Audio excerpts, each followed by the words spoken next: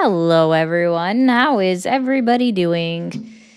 There was a bunch of shit happening in Congress today, and I guess actually still happening right now. I think they're still debating on the floor in the Senate right now. I'm actually about to check that to see. Oh, hell no. The House is still in session, too. What are they talking about in the House? Ah. Oh my God, that's actually hilarious. Did you guys know that apparently the House is considering legislation to propose a new amendment to the United States Constitution that would require a balanced budget for the federal government? And that's what they're talking right now on the House floor.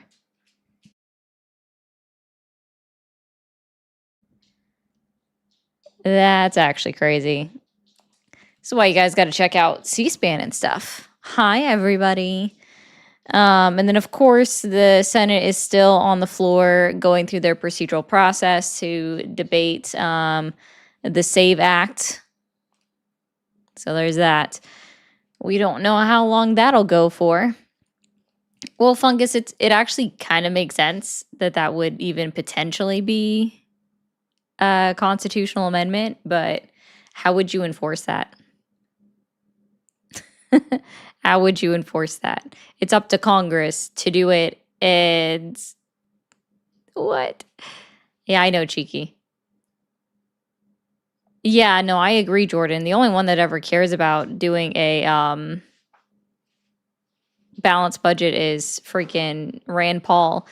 And Jesselyn, no, it's C-SPAN is not government-run news. You guys actually should look up how C-SPAN is funded.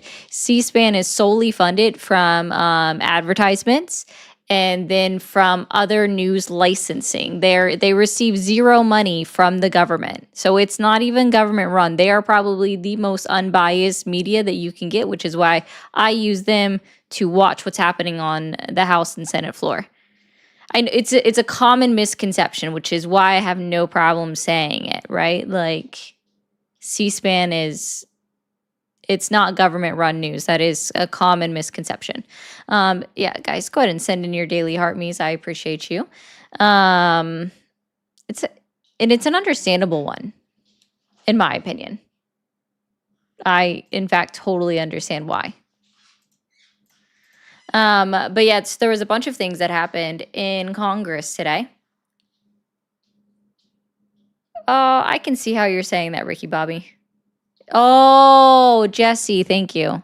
Thank you for that. I did not get that you were doing a bit.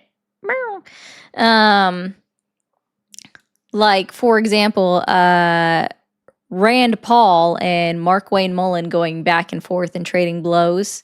Verbal blows, of course, because while Mark Wayne Mullen might like to fight, that doesn't say that's not what Rand Paul is about. So, yes, and Trump called Gavin Newsom the president of the United States.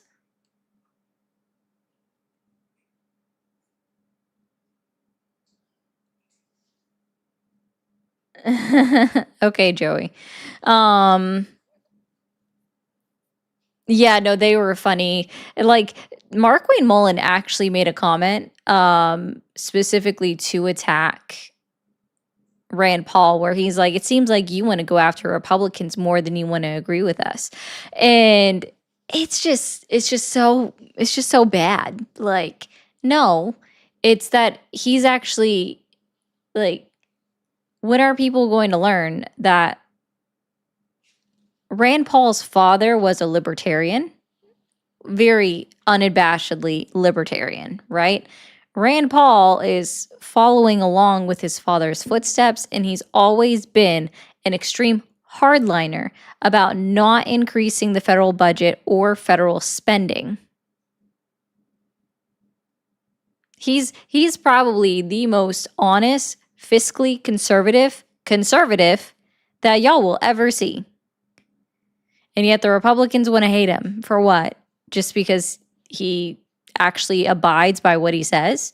I'm not going to vote for something that's going to explode our deficit.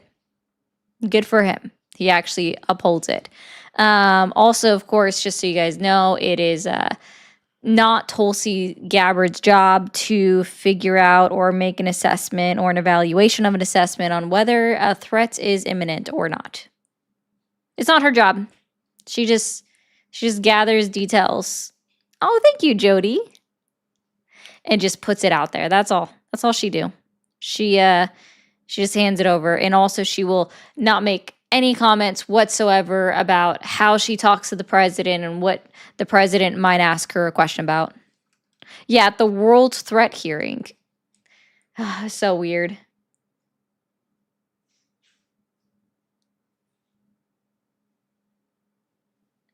Yeah, and he's also the most constitutionally sound Republican as well, where he won't vote for anything that's not specifically authorized by the letter of the Constitution.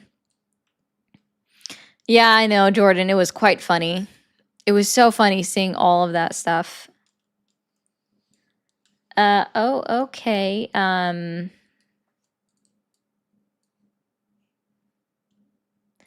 would agree. They are unnerved by someone with actual principles. But I'm just curious, like, how would you enforce a balanced budget, like, for real?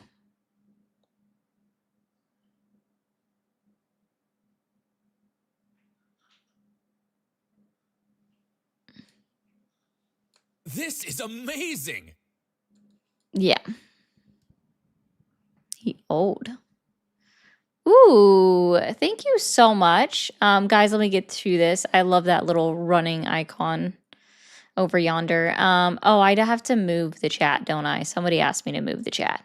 Phantom, thank you for the bits. Thank you for streaming today. The news is crazy. It's always crazy. Joey, thank you so much for the 1,000 jewels. I appreciate that. And Capo, thank you. Huge W to you for the $49.99 direct dono. I appreciate that. Hi, Olive Drive By. Horrible. Can't be doing that, Olive. SCOTUS would strike down the budget if it's not balanced, I guess. But how would it even make its way to SCOTUS, Rob? You know what I mean? Like, that would be a process. That's what I'm saying. Like, it's a great thought to make it a constitutional amendment. It's also going to be impossible. Absolutely impossible to pass. And if people can't realize that, I don't really know what to tell them on that one. No, I want this. There we go. Someone was suggesting I put it over here, so we're going to try to put it over here. It also means this needs to go down. Okay, guys, that should be better for the chat. You're going to have to deal with that pop-up. Gonna move that. Sorry, guys, I'm over here like playing with things at the same time. Someone would sue the government alleging the budget is unconstitutional. Bill could give some... Okay, I get it. Interesting. Interesting. Very interesting. Oh, I didn't even realize that somebody called. Thank you for calling the stream. Are you there? Hello?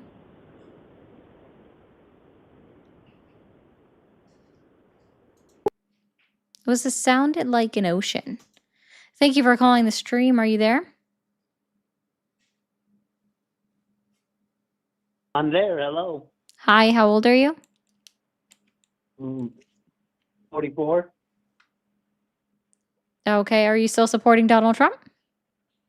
I am. Awesome. What specifically has Donald Trump achieved in his first year back in office that has earned your continued support? We have a really bad echo, so... No idea why you're hearing an echo, sir. Well, I'm hearing the person talking on the TikTok and someone on the phone, so who am I talking to? Maybe you should turn down the stream in the background or close it out.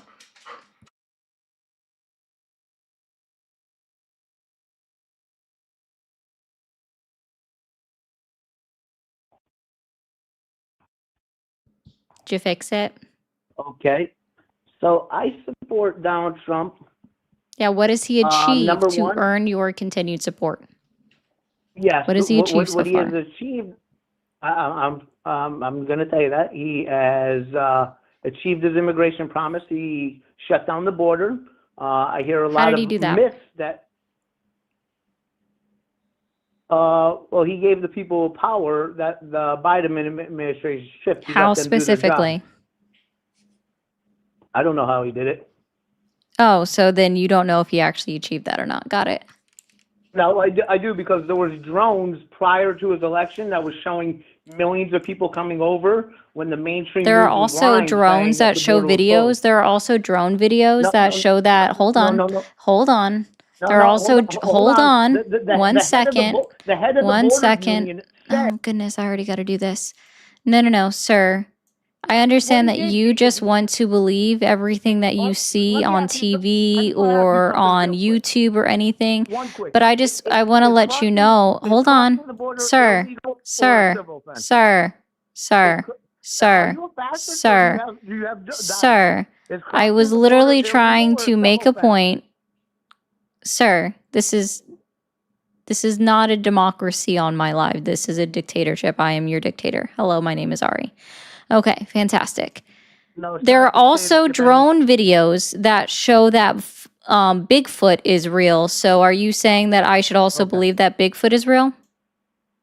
No, I'm telling you to use some common sense, which is hard for you because Sir, you're a you Democrat. didn't even have a common sense. Sir, I love how you brought up common sense. You didn't even have enough common sense to close out of the stream in the background and then be confused that you heard an echo. What common sense should I ever listen to you about if you didn't have the common sense to stop the stream when you called a number? That's not why I got rid of the echo. Oh, that's not why? Or do you mean that's not how you got rid of the echo? Because that would be how. I had to tell you how to get rid of your echo. That's not how Your I got rid common of the sense echo. wasn't even telling you that you were talking to the same person whose number you called above their head. You know, I have a feeling that you're single and Oh, on yeah. antidepressants. I will definitely, Is that- I'll definitely have to let them know. Yeah, apparently I'm single. Yeah, You're I doing can't so imagine great how at you this, wouldn't by the be. way. Is it a crime to enter America illegally, or is that a civil offense? If you are found guilty of it, it is a misdemeanor. That is, guess what? Subject to a civil fine. No, it's a misdemeanor. I already said that, yeah. Misdemeanor is not. Correct. It is a misdemeanor that Right. you can maybe get 6 months of jail time, but that's rare. Typically, you are subject to the civil penalty, a monetary penalty. Right, and it's a civil offense. Why? No, it's a monetary penalty. No, it's a civil offense because immigration court is handled in the civic court. Incorrect as well, actually. No. Immigration court is not overstaying- civil court. Immigration court is civil court. It's not. 100% is. It's not. It is. It's not. It is because It's not. It is because What branch it is of because you don't government? get your- Okay, we'll try this. What branch of government does immigration court fall You don't get your under? Sixth Amendment right in civil court. Oh my goodness. Yeah. This is so okay. Illegal What? Oh goodness. Okay. You're gonna have to calm down, buddy. All right. No. What you branch didn't have of to answer the government? question. Okay. No, sir. Your common sense is extremely lacking, and we're going to show how. What branch of government does immigration? Oh my goodness. What branch of government does immigration court fall under? Do illegal immigrants get a public defense? Sir. What branch of government? Why are you assuming my pronouns? That's not a pronoun. Sir is not a pronoun. Your common sense is It is a extremely pronoun. lacking. Sir is not a pronoun. Anyway, what branch of government? Maybe I need to go all this way back. Okay, maybe I need to go all the way back. It is. How many branches of government are there? There's 600 pronouns. Anything could be a pronoun. How many branches of government are there? How many branches of the United States government are there? Immigration court's not a civil court. How many branches of government is there? Immigration court is not a civil court. How many branches of government do we have in the United States of America? Are you slow, retarded? What's the deal with you? And there you go. Immigration So here, I'm court- going to help you out with something. Since you slurred, you've already basically just lost. Congratulations. There are 3 branches of the government, okay? You have judicial, which is what your criminal and your civil courts fall under. You have executive, and you have the legislative branch of government. All right? Now I am curious which one of the 3, if we say judicial is 1, executive is 2, legislative is 3, where does the immigration court fall under? 1, 2, or 3? A, B, C, if you will. Do you remember when the You don't know. Got it. Okay. So here we go. I'm going to help you out with this again. All right. So immigration court falls under the executive branch of government, which is why it's not a civil court, sir. I hope that helps, right? We have what falls under the judicial branch of government, aka 1, because I assigned it a number and a letter for you, okay? That is under the judicial branch for criminal and civil court cases. When it comes to immigration, that is in fact under the executive branch of government, which is why it's not civil. I hope that helps. Y'all love throwing out the word. I shouldn't say y'all. I shouldn't include everybody. And also, sir is a title or a prefix. It is not a pronoun. I'll say that like once for you when you call in and say stupid shit.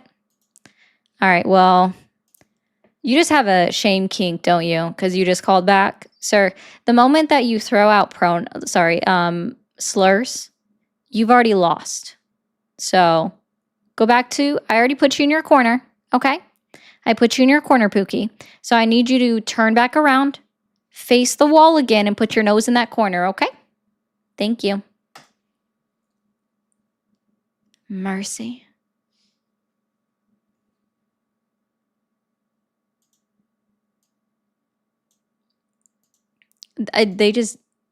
Yeah.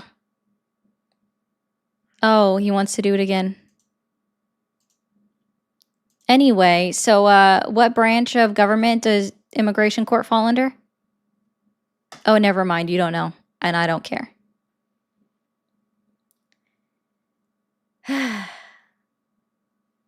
Y'all be trying to do something. I don't know what y'all trying to do exactly, but y'all be trying to do something.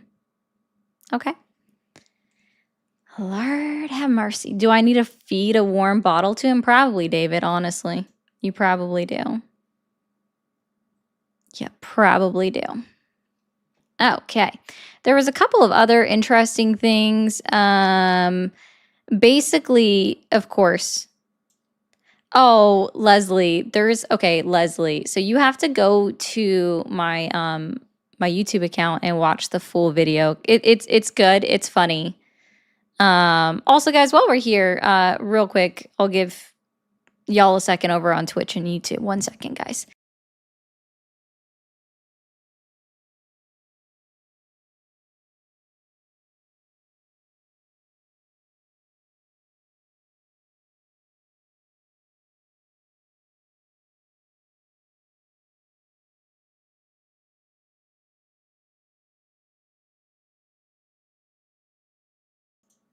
Okay. And we're back. We're going to go over, like I said, a couple of more things here. Goodness me. I wish I had some like actual, Jesus, some good stuff about it. It is a good story. I will be honest, guys. The placenta story is pretty funny. Let's see. Where is it? I already knew that. I know it was on here. Am I missing it real quick? Just so you guys know, according to Donald J. Trump, he is no longer the president of the United States. That is now Gavin Newsom. I just want to remind everybody of that. Also, if you have a developmental or learning disability, according to Donald Trump, these are Donald Trump's words. Hey, safe.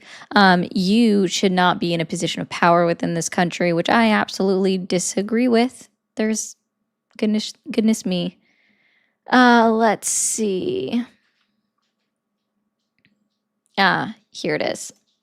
I think this is it. Pause. Don't play yet. Let's get this ready. I do appreciate X for some things. Oh yeah, no, I disagree with that. That's not my position, Leanna. That is silly man's position. Person, you know, because Gavin Newsom has admitted that he has learning disabilities. Dyslexia. Honestly, I'm all for people with learning disabilities, but not for my president. I think a president should not have learning disabilities, okay? And I know it's highly controversial to say such a horrible thing.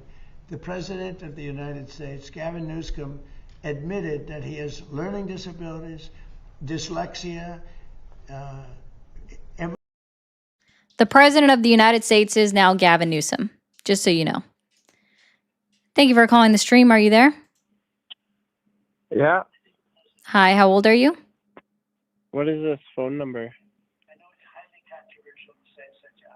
Sir, It was I can hear posted the on stream in YouTube the Live. background. Isn't that funny how, and then you're like, what is this phone number? But I don't see you talking. Yeah, it's It's called not a Matt. slight delay. Yeah. Okay. I love Trump. Trump is king. Ugh, that's weird. Trump is king. We don't have kings in the United States. Is that why you're in Canada? Trump is our king. Is that why you're calling from Canada? I fucking love. Yeah, we know. You're weird. They're always so weird. I love Trump. Listen, if you love him, write him a letter. He won't write back. But just, I mean, there is the potentiality he might. My Canadian friends, come get your guy. I don't know why Maple Mag is calling me to be like, I love Trump. I love Trump. No name, come get your Canadian, okay? Come get your Canadian friend. I don't know how to do that. Trolling is an art form. That was the equivalent of stepping in shit and admiring the footprint. That was a good one. My partner and I always say that if you're going to troll, at least be funny. And that was not funny.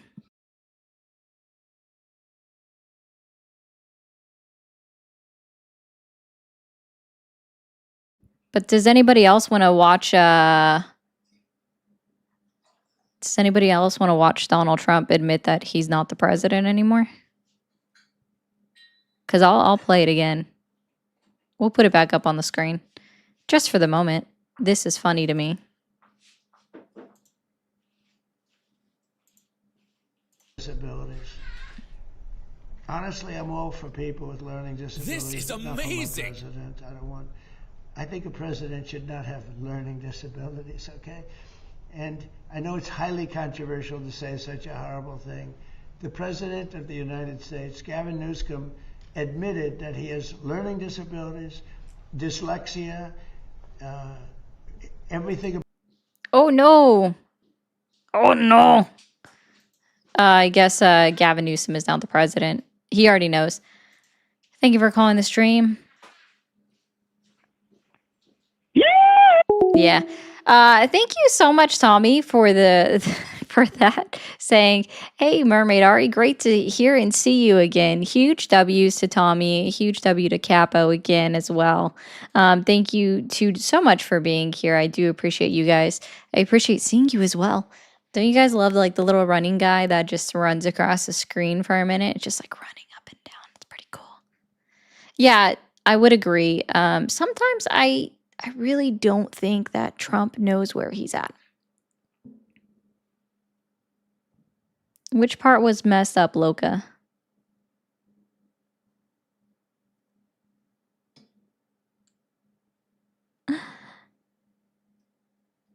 Oh, is it? Oh, yeah. No, I saw Gavin's response. It was pretty good, too. His Twitter post. Thank you for calling the stream. Are you there? Okay, bye. Let me see if I can't find it. Hold on. I know I found it. I saw it on his TikTok account. Suppose I could just go to there. But hold on, Gavin Newsom Twitter post. Let's see. His wife responded too. Da da da da da da da. Why I don't like X, to be honest with you guys.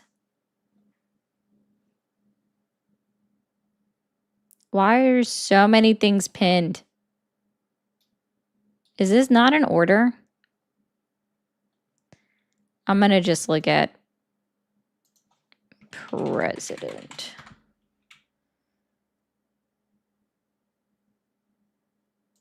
Here it is. I found it. No, I didn't. Why'd you do that to me? This one. Madre de Dios, I hate this stuff. Read more.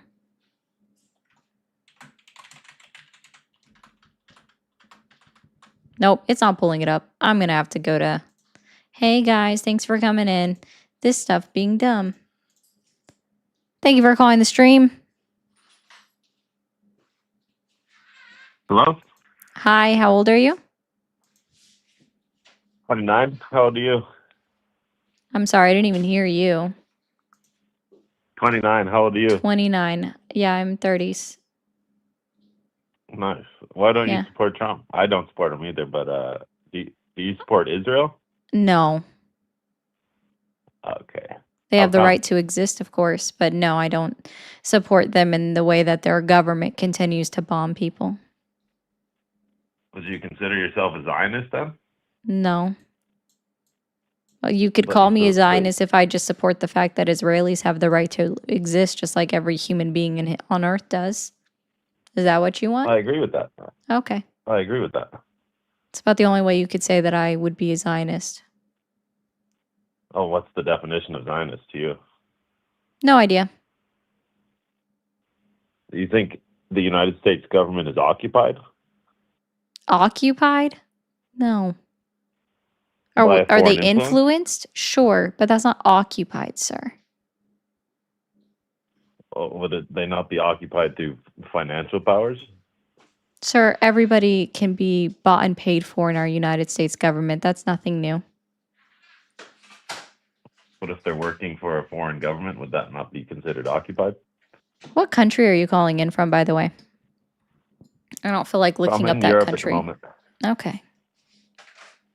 Well, you don't support Trump, so you're not the person that I'm looking to speak to. I hope you have a great day. Okay, you too. God bless. It's annoying.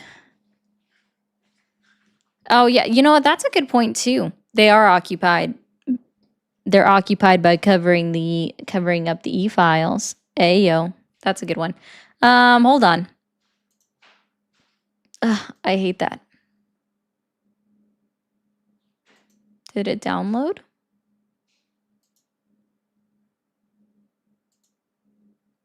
Yes, it did. Okay. The president. Ah! Hold on. We got it.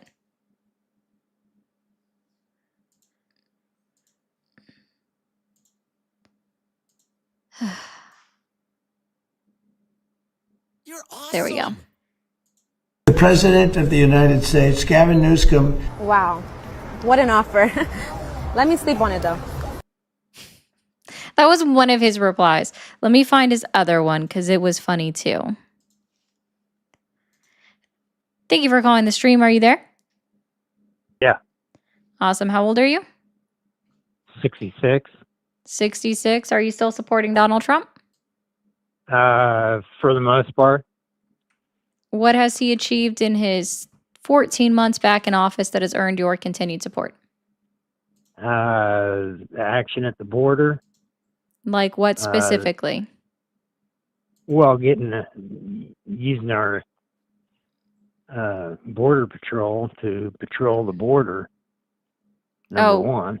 Okay. Every president throughout history has, well, since CBP has been a thing, has utilized Border Patrol to patrol the border. So I guess you just support every president in existence for their actions at the southern border. Congratulations. Well, I don't support Biden's No, you just said Border that you. Patrol. So, sir, it's the same Border Patrol. You just said that you supported Donald Trump because he's No, utilizing using them the to- Border Patrol to patrol the Right. border, which is exactly what CBP's job literally is. So every is, but president during that the has Biden ever administration- utilized. That's incorrect, sir. Like, can you show me where, No, like, it's not somehow incorrect. it's No. not incorrect in During your the- opinion? During the Biden administration, they were busy making sandwiches. So that's not Border They were Patrol, busy making sandwiches. What you mean, like on their lunch break or something? I guess. Yeah, I mean, Yeah, I don't know. I wasn't there. I don't but know I if know if that our- you if you're on lunch and you only brought the materials to make the sandwich, is it a bad thing for you to then make your sandwich on your lunch break? I don't know what that has to do with immigration. I mean, I don't think. I don't know what making sandwiches has to do with immigration either, but you're the one who said it. Well, right, doing that instead of patrolling the border. Oh, do you have evidence of that? Well, there was some evidence on the national news about it, yes. National news isn't a I don't- primary source, but I am curious where you got it it's from. a source. It may not be primary, but it is a source now. What is the Did- difference between a primary, secondary, and tertiary source? Oh, I don't know. Oh, okay. I just know that the national news is on every night, and if they show film of border agents playing babysitter, then I can kind of trust that wasn't fake. Now, maybe they faked it. Playing babysitter? I mean, what else are you Yeah, supposed to do when an unaccompanied minor stopping comes people. to the... They weren't stopping people from That's coming not through the border. true. That's not true They- even they by were the... I'm so assisting it. sorry. They I'm so had sorry. border I'm so agents on sorry. there. I'm so sorry. Hold on for a second. What is it that they keep track of at the border on CBP's website? We can just go specifically I to don't the know. southwest border. No, I don't know. So if you actually look it up at any point in time, it's called encounters. And according to the Department of Homeland Security's own definition of what an encounter means, that literally shows that they were in fact doing their job because there was 8.4 million borders encounter from fiscal year 2021 through fiscal year 2024. So that's untrue. The encounters actually prove that they were doing their job. Because encounters are apprehensions, detentions, and expulsions. Oh, that's interesting. That's not what I saw on the news. Okay. What I saw was a lot of people coming across the border, unvetted, agents cutting barbed wire, pulling barbed wire out of the way. The to barbed let wire people was through. actually Constantine razor wire, which was ordered by the United States Supreme Court to be removed by CBP. Right, ordered by the Biden administration. No, yeah. by the United States Supreme Court, sir. I don't know if I remember that. Of course not, because it's not something people look up. Yeah, no, it was ordered by the United States Supreme Court. I remember them removing it. I don't know who ordered it. Because the United States Supreme Court ordered it, because we don't even use Constantine razor wire at our prison, sir. Oh, yeah, we do at the top of the fences, yes. No, we it's, do. no, sorry. We use barbed wire. Yes, we do not utilize razor wire at our prison, sir. They are different. I know they're different, but Yeah. We use I don't barbed know. wire. Razor wire is not Well, the allowed. It razor falls wire under is used cruel in and a unusual. lot of commercial applications. I don't know about prisons, but I don't Doesn't really care either matter. one. We're talking about the southwest it border matters. in this specific I think instance where the United States Supreme Court, I'm going to help you out with this one too. The United States Supreme Court ordered the razor wire to be removed for more than one reason. A, it's inhumane, right? Cruel and unusual punishment. It rubs up against the Eighth Amendment and makes it look a little bit weird.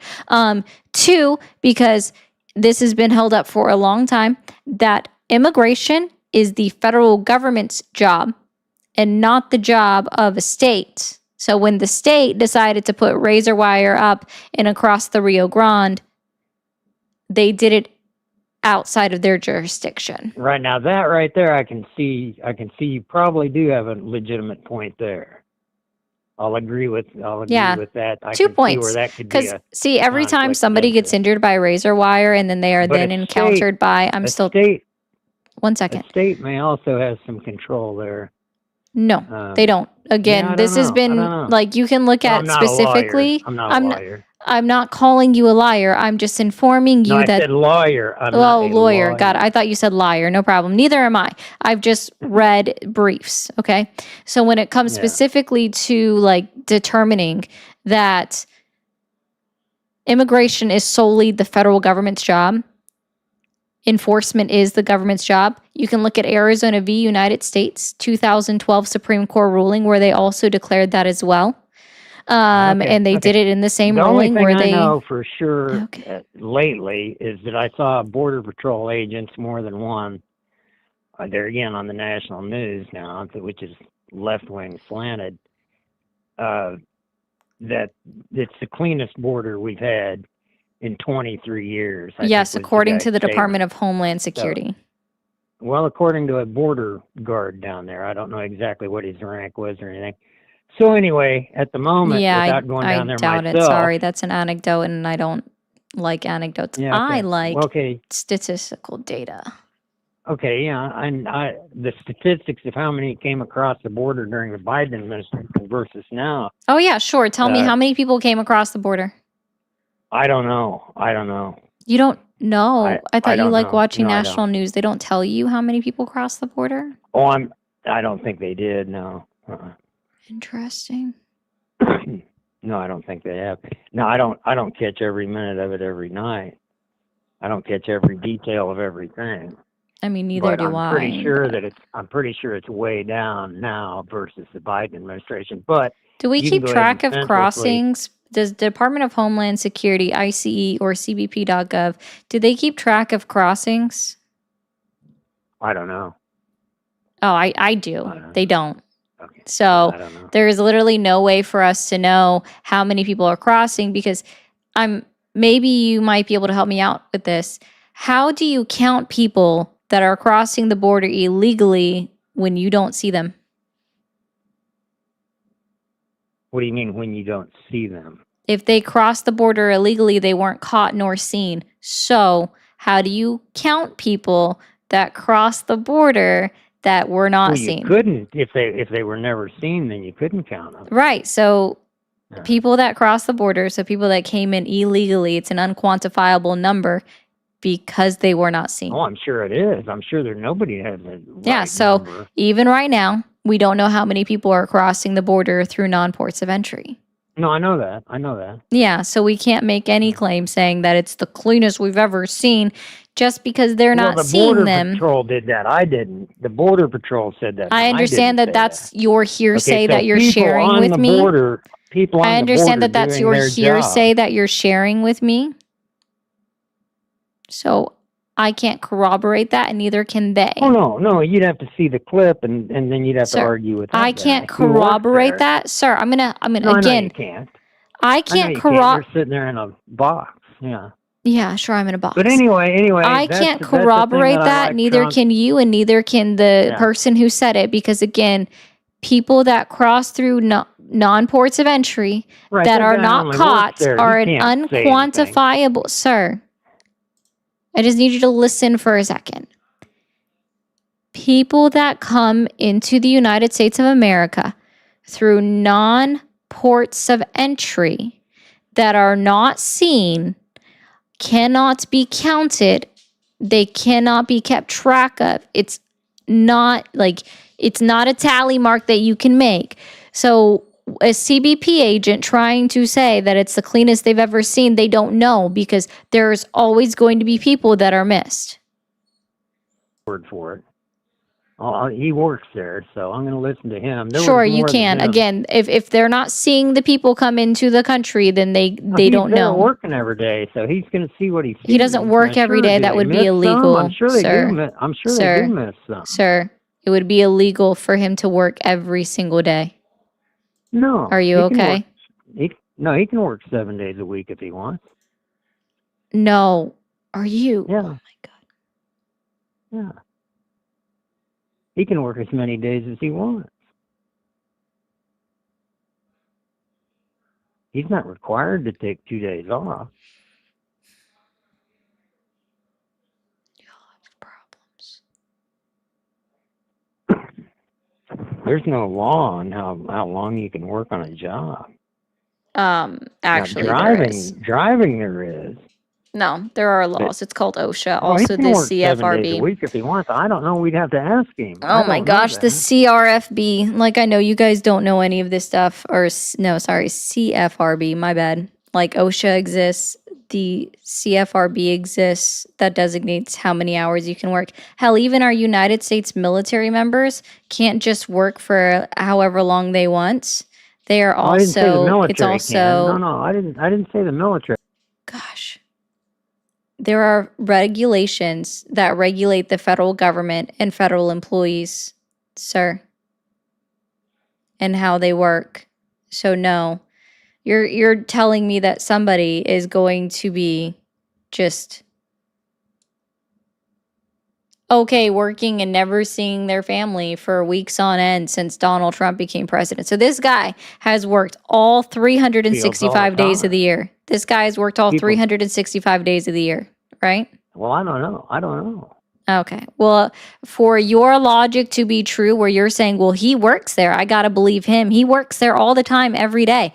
Then he must work there 365 days. So, by your Okay, so logic, the guy you're never just sleeps. trying to So, make something out of nothing. You know, no, you're just saying dumb shit. I'm sorry. you're just Thank you for calling the stream. Are you there?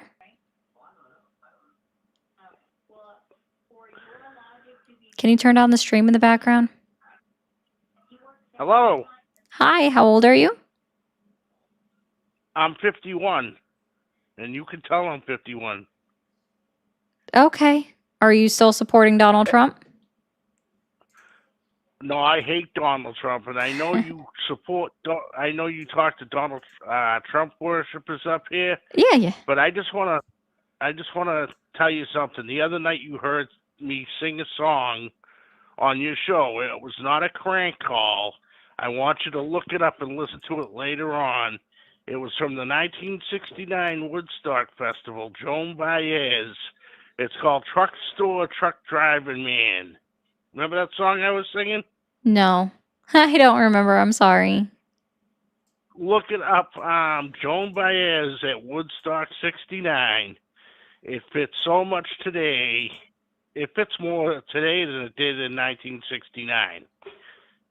It's Okay. called Truck Store Truck Driving Man by Joan Baez, or originally done by Graham Parsons. But I would go by the Joan Baez version. That's MAGA 100% for you. Okay. Well, I appreciate it, man. You have a good one. And the rest of these MAGA people, you kiss my, you know what. Have a good night. Have a good one.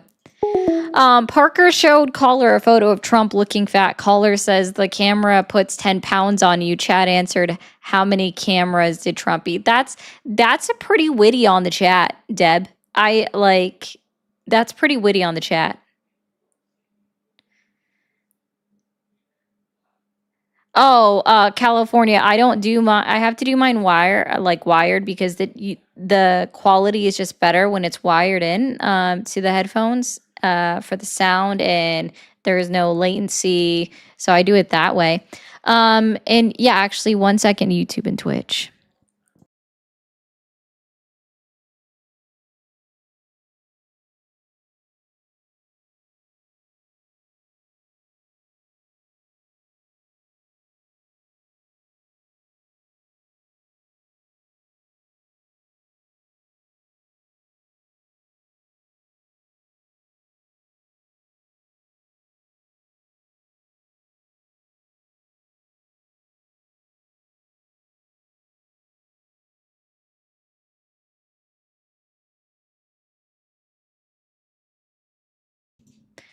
All right.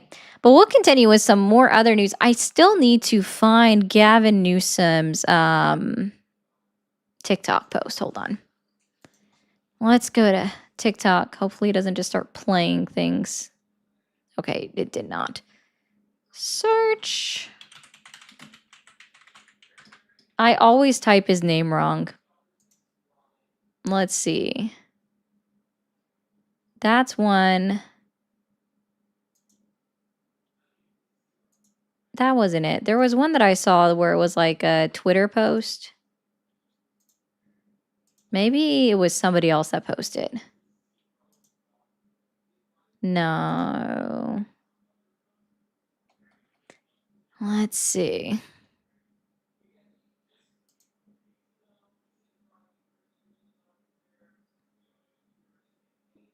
All right. No. Oh, okay. I found it. It wasn't. I don't think this is real. All right. That's why I was looking at the wrong. I was looking at the wrong X account. So this is what it says. Yeah, she found me something else, Leslie. I saw it, but she found me something else. Oh, 1 second. Thank you for calling the stream. MAGA. Bitch. Oh, okay. MAGA. You don't do it as good as the last guy. MAGA. Magaga.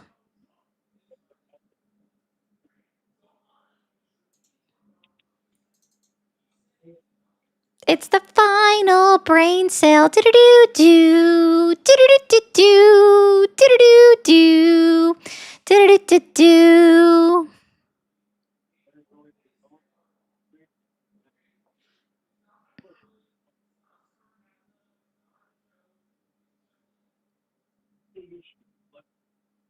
I'm going to take that as that was the final brain cell just going out of his body.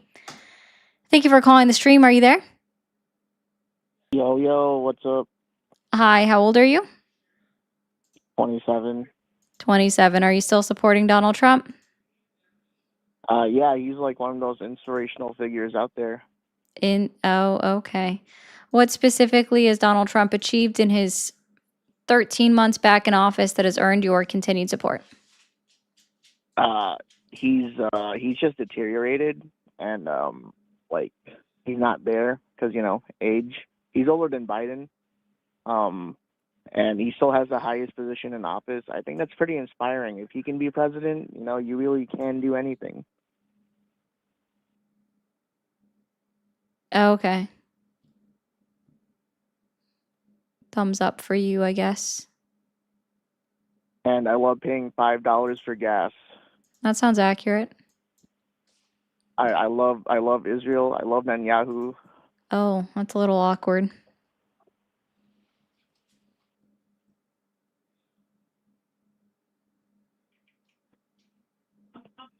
Magagaga. Yep. Don't be suspicious. Don't be suspicious. Okay, let me go back to this. And then maybe I can find the original. But okay, so let's put this back up. Why do you guys always like... Thank you for calling the stream. Are you there?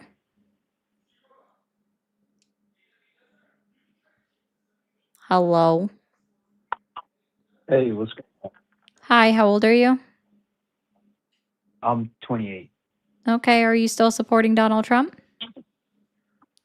Well, I was initially when he got in because he ran on making America great, but more so it was focusing on America not having foreign intervention wars, making sure we get things right at home. But seeing like what he's done and how he's bowed to foreign agents and foreign countries, and how it seems like we've been pulled into a war. Joey, I And knew I you were think he going to be literally upset by that campaigned comment. on no more foreign wars, right? So, or regime change wars. So now we saw one with Maduro, and then another.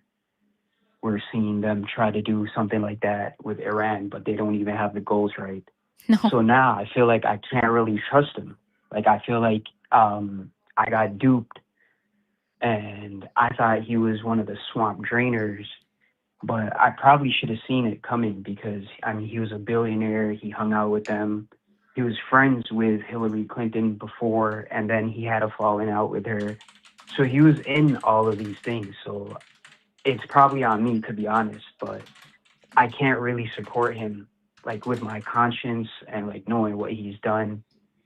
I can't really support him like how I used to before. Okay. Well, I mean, that's good. I'm glad that at least, even if you didn't realize it last year, you realized it at the beginning of this year. Yeah, and you know what? Like, I know like the online rhetoric and the comments are one way, but talking to a lot of people, like a lot of friends and just like people in general, when I meet them outside or stuff like that, I feel like a lot of people feel the same way. A lot of people who supported him actually now are like, I can't really stand behind him. You would And I hope. don't know, like I've noticed something where like you think what you read online and like the comment section represents the majority of people, but it really doesn't. Like most people don't comment online. Most people don't get online and do this sort of stuff. You know what I mean? So I feel like we really have a skewed perspective of what the mass populace thinks versus like what's fed to us and like what direction we've been like led down by like media, but not just media. I think, like I said, they do it in like a more granular basis on like the comments and like social media and influencers and stuff like that too. So, They do. It's but I don't know. That's just my. endorsed and allowed by both parties. Can I ask you a question? What's up? Your YouTube, it said like I think like the first question you asked me was, do I still support Donald Trump? Can I ask why you asked still? Still? Yeah, because there are plenty of people that have called in and have said that he's lost their support. Oh, you've got that feedback as well. Mm-hmm. Okay, yeah, that's great. That's great. Like, honestly, like I'm not really like a Republican or a Democrat. I don't think like I belong to either party. Like I think like I have some views that are left, some views that are right, most of them in the center. But yeah, I feel like it would be great to have a candidate who just is for the people. You know what I mean? Like, and I know that's hard to get because power corrupts and whatnot. But I don't know. I don't know if we'll get somebody. I think it has to be somebody who almost doesn't want to be in the office for them to be like completely uncorruptible. Yeah, Yeah, I don't but know if that's not we'll how ever that get that. works because you have to willingly That's campaign. not how the system is. Yeah, you have Yeah. to willingly campaign. It's not like oh gosh. Well, no, see, I was trying to think of an equivalent. See, I guess we can say it's not like being picked for his cabinet, right? Where you're chosen by the person that's in power to take that position. Yeah, exactly. It's so ingrained. Like it's like you said, it starts at like the grassroots level of it, if you think about it.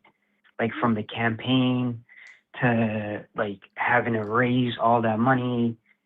Once you're in office where you constantly still are trying to get donors and whatnot. Yeah. And then obviously once you're in that system, once you're in that grind, that mix, that meat slaughter, I don't know. I don't think like people really choose people based on like morals, but I think it's more like cunningness and aptitude. And I think it just draws people who are attracted to power. I think that's just how it is. You know what I mean? It's like I likes wouldn't to say that they're attracted fucking to incite. power. Some people have their own reasons for running, right? I'm not saying they're all perfect because I would assume that most of them don't have great intentions. Rick Scott is a perfect example of one of those people that had no good intentions when going into office. Hell, I'd even say to a degree, Nancy Pelosi went into office with piss poor intentions, right? But Okay. like, I'm just also going to say that, like, there are plenty of people that go into office for the right reasons. Yeah, I think you're right. I think you're right. I'm Yeah. not saying people don't go in for the right reasons, but I think like it's just like the system is kind of it forces you to almost choose. You know what I mean? Like I think like there's a lot of people that are in office and that serve the country in like multiple ways in multiple offices that are great, amazing, good human beings. I just feel like with the politicians, it's not all of them maybe, but it's just they're in the system. You know what I mean? Like the fish is in water, and when you're in the poison, like you don't, you're just in it. Like you don't know what it's like not to be in it, I guess. Like everything around you is that way. That's just your environment. Okay. Well, I just hope what I would suggest everybody to do, and I say this to everybody, period, every time, if you vote in your midterms, because that's the best thing that you can always do. Research your candidate's agenda before voting for them. I agree. I think the main thing here is that we actually have a voice. Like I saw a journalist saying this about like the Epstein files and like how we could get them to get it released. And he said, all your politicians, the number one thing that they want is to be viral, right? Like they want to be famous. They No, want they don't. votes. Again, I'm So going to if say you this. tell them, Please stop like, you know what I saying it's mean? everybody, because it's not. No, like most of them, they want to be voted in, right? Like that will matter to them if they're a politician, right? Like so they do want to go viral. So if you make this like That's not going whatever viral. issue you have, like I don't know, like they want to be famous, like they want to be known, like they want to be like people talking about them on TikTok, especially on like in a positive light, right? I So disagree. what we Again, could I'm do, going to disagree with you there. Sorry. I don't think that that's most politicians that want to go viral or be famous. There are plenty of politicians that are campaigning for office or that have currently held a state local office that have no candidate page. They don't even have their own website. I know this because I've gone through the attempt to reach out to them. There are so many candidates that don't even have a website, that don't even have a social network like page set up that says, "Hey, I'm running for this office." So you just got to stop. do you Like think that's not. do you think they I would like people to know, even if they don't People have should it? know. People should know about what their Do you policies are if think their they name would is out like? there. Do you I think don't know what you're Do you saying. think they would like people to? No, no. I'm asking you, the politicians who don't have these websites and whatnot. Do you think they want people to know that they're campaigning, that they're running? You would think so.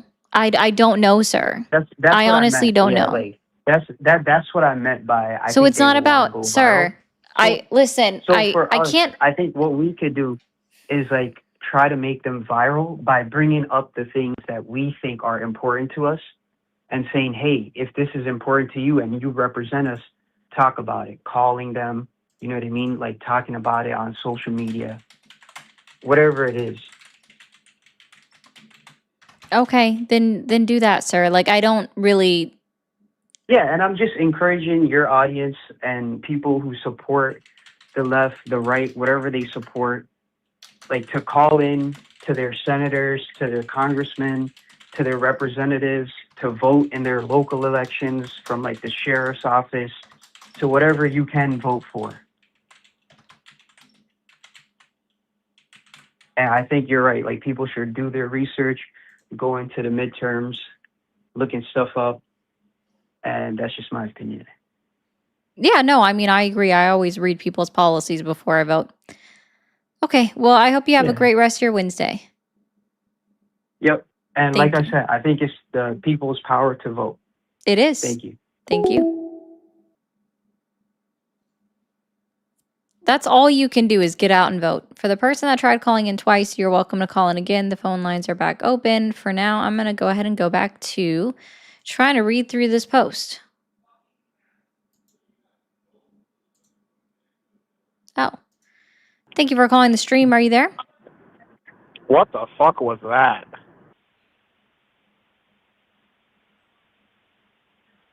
Somebody that I guess wanted to get something off their chest. Oh, okay, bye.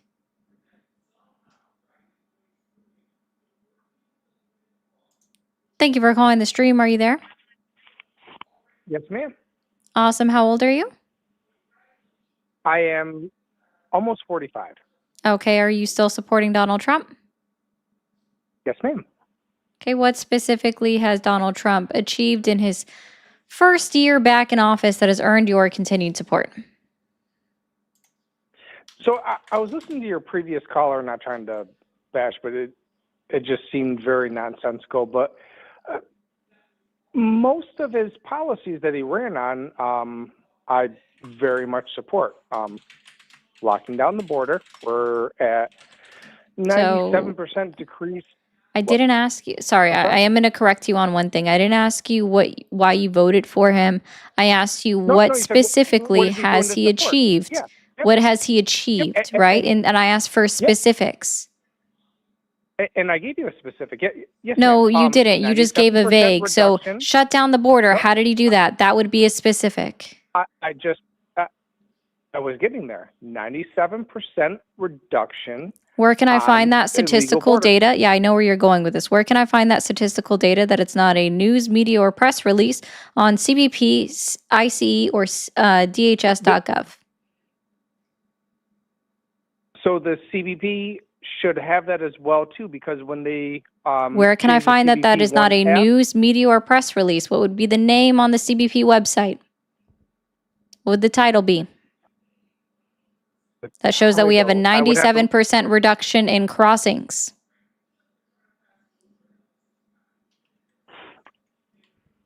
So the DOJ would not be. So The Department of Justice is not the Department of Homeland Security. The Department of Homeland Security is what oversees completely understand. ICE and Completely CBP. understand. Mm-hmm. I'm trying to finish a part, but I do keep getting cut off when I haven't finished the sentence yet. Yes, the Department of Justice, I understand that it's completely different than the Department of Homeland Security. But who keeps tallies of the Homeland Security? That would be DOJ, correct? No, the Department of Homeland Security is their own office. They're their own agency. They are their own agency, yes, and they are all separate. Who keeps the tallies of illegal and legal crossings coming in? The Department of Homeland Security would be the one responsible for doing that. And so they don't report to the DOJ at all? Because I disagree, because listening to C-SPAN, listening to the Senate hearings, they 100% do. But, no? You don't listen to those or no? Because those are these people talking. No. So I think what you're confused on is you're confused on Department of Justice referrals, right? So if the Department of Homeland Security, let's say, for example, picks up an immigrant who has a DNA match to having committed a crime somewhere, right? They would then be referred on to the Department of Justice for criminal prosecution. They can be deferred to the Department of Justice, but they do not answer to the Department of Justice. They do not answer. I didn't say that. The tally, though, do they?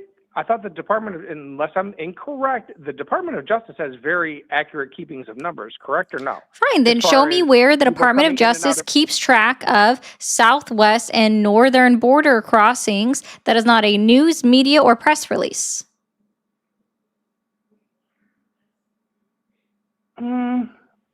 That one's kind of a hard one to tally, just like the migrants coming across. Anywhere. So what was the whole point of the last 3 minutes? Well, you were talking for 2:45, but on the part of that is because you asked me a simple question. What has he promised that he has done? Right, and you already gave an answer about the border, and now we're digging into that. And you brought up the 97% in reduction in border crossings. So then I asked you, where do we keep track of border crossings? Where do we keep track of border crossings on the Department of Homeland Security, CBP.gov, or ICE.gov? And then you brought up the Department of Justice saying that all of a sudden, the DHS now reports to the Department of Justice on these numbers. And so therefore, by your own logic, you were saying that the Department of Justice somehow keeps track of the number of border crossings. So then what the fuck did you mean?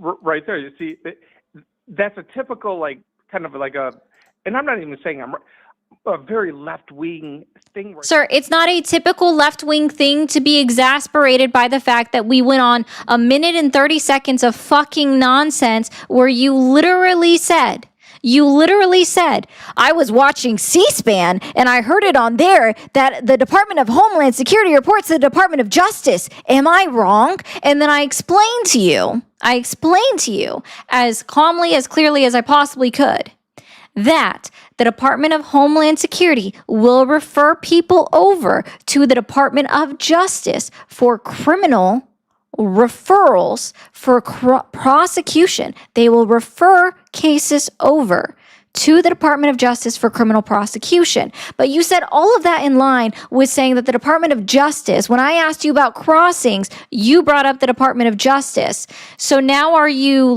now moving back away that you're saying that the Department of Justice doesn't keep track of border crossings? I never said that. You said that. Then why did you bring up, okay, then let's try this again. We're going to try this over again. I'm going to ask you a very direct question.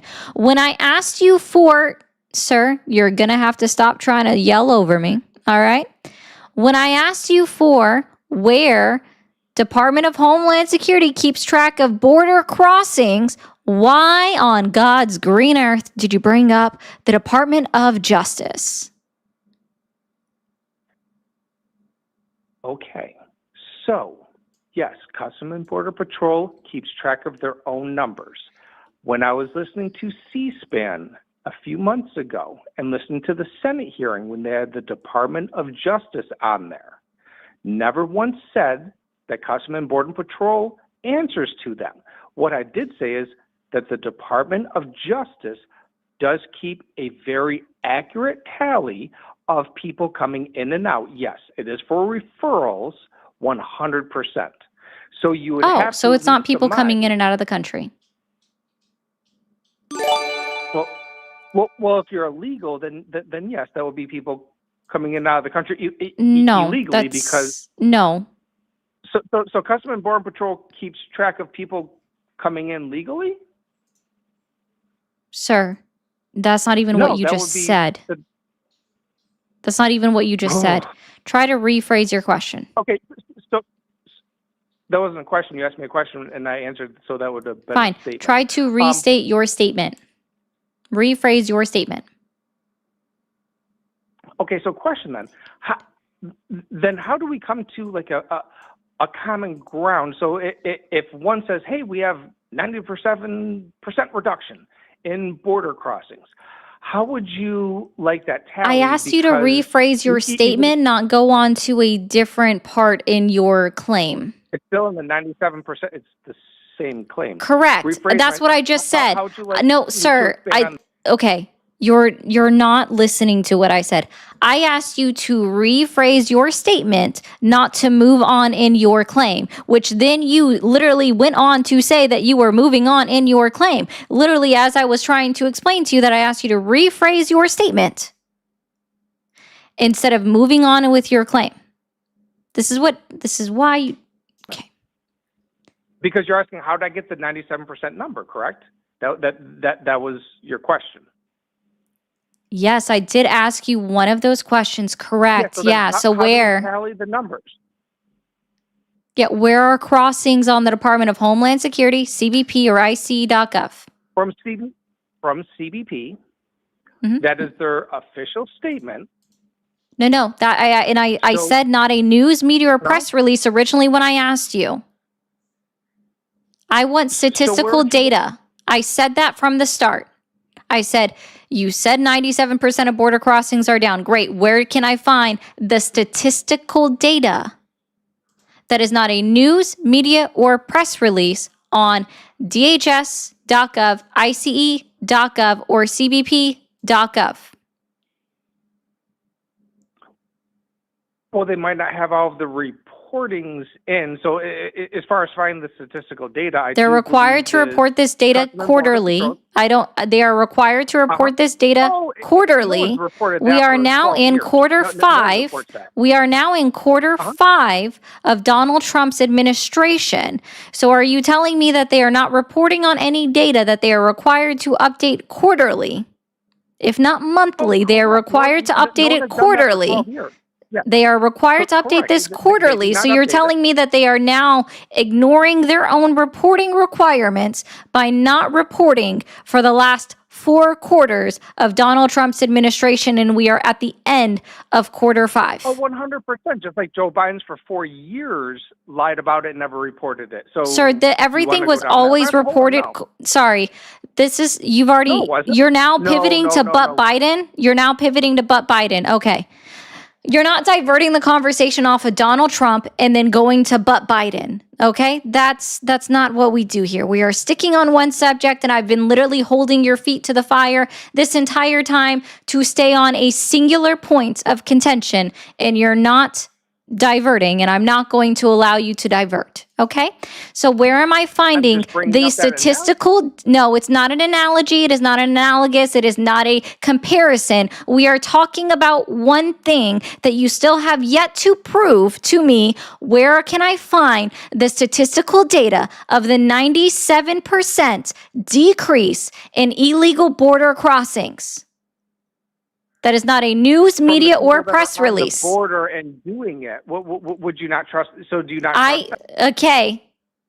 What you? I'm going to rephrase my entire question. When I am done stating my entire question, at the end of it, I am going to ask you another question that says, "Tell me which part you did, which word in this sentence you did not understand." Okay. You stated that there has been a 97% reduction in illegal border crossings. So my question to you is, where can I find the statistical data that shows that there has been a 97% decrease in border crossings that is not a news, media, or press release and can be found on the Department of Homeland Security, CBP, or ICE.gov? Now, which part of that question did you not understand? I understand that. So you're saying that because they have not uploaded it. So no, I'm asking you to show me. CBP? I am asking what. See, this is why I asked you which part did you not understand. You made a claim. Your claim was that there is a 97% reduction in border crossings. I am asking you for the statistical data that proves your claim.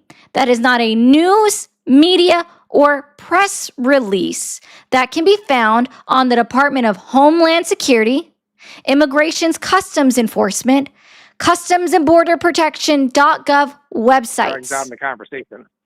Again, have you went on to the CBP app? I am well aware of the CBP app. Not the apps or the website. Yes, I am literally aware of the CBP website. The app shows the deportation. So when the app does not show deportations, and that's not even a word. Deportations.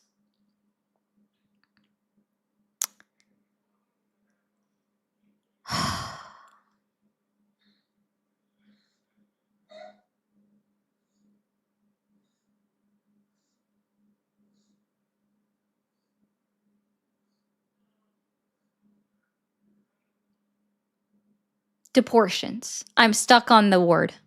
Deportations. Are we deportioning up my meal? Is that what that is at this point? Deportations. Deportioning up my meal. Okay. The CBP One app was originally utilized in order for individuals that are wanting to seek asylum within the United States of America to send up their information and their paperwork prior to making the journey to the southwest border. And after they submit that information, they would be given a hearing to have their credible fear hearing with a CBP officer in order to see if they have a valid claim of asylum. The CBP One app was released October of 2020. That was when Donald Trump was still president of the United States. Since he came into office, he has done away with that part of the CBP One app. They are now saying that the CBP One app can be used to report your self-deportation. But in fact, we have no evidence of self-deportations actually occurring. What we do know is that in fact, the Donald Trump administration has removed the legal status of 2.5 million legal immigrants, people that were documented and had status to be within the United States of America, not people that just came in illegally. When it comes to illegal immigrants deportation, it's actually about 253,000. You can actually find this on ice.gov/statistics. There is a lovely Excel worksheet that you can download off of that website. Literally, see how I actually gave you a very specific website, ice.gov/statistics. At the bottom of that, you can find the Excel worksheet to download, export, and it gives all of the data up through February. Ooh, oh my goodness. It's almost like data is actually available to you, sir.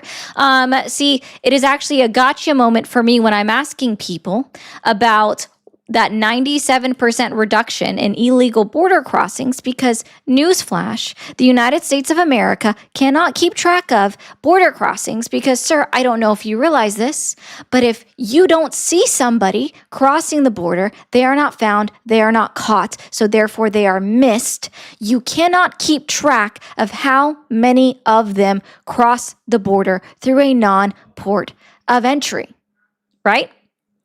That's how that works. Wow, quite interesting.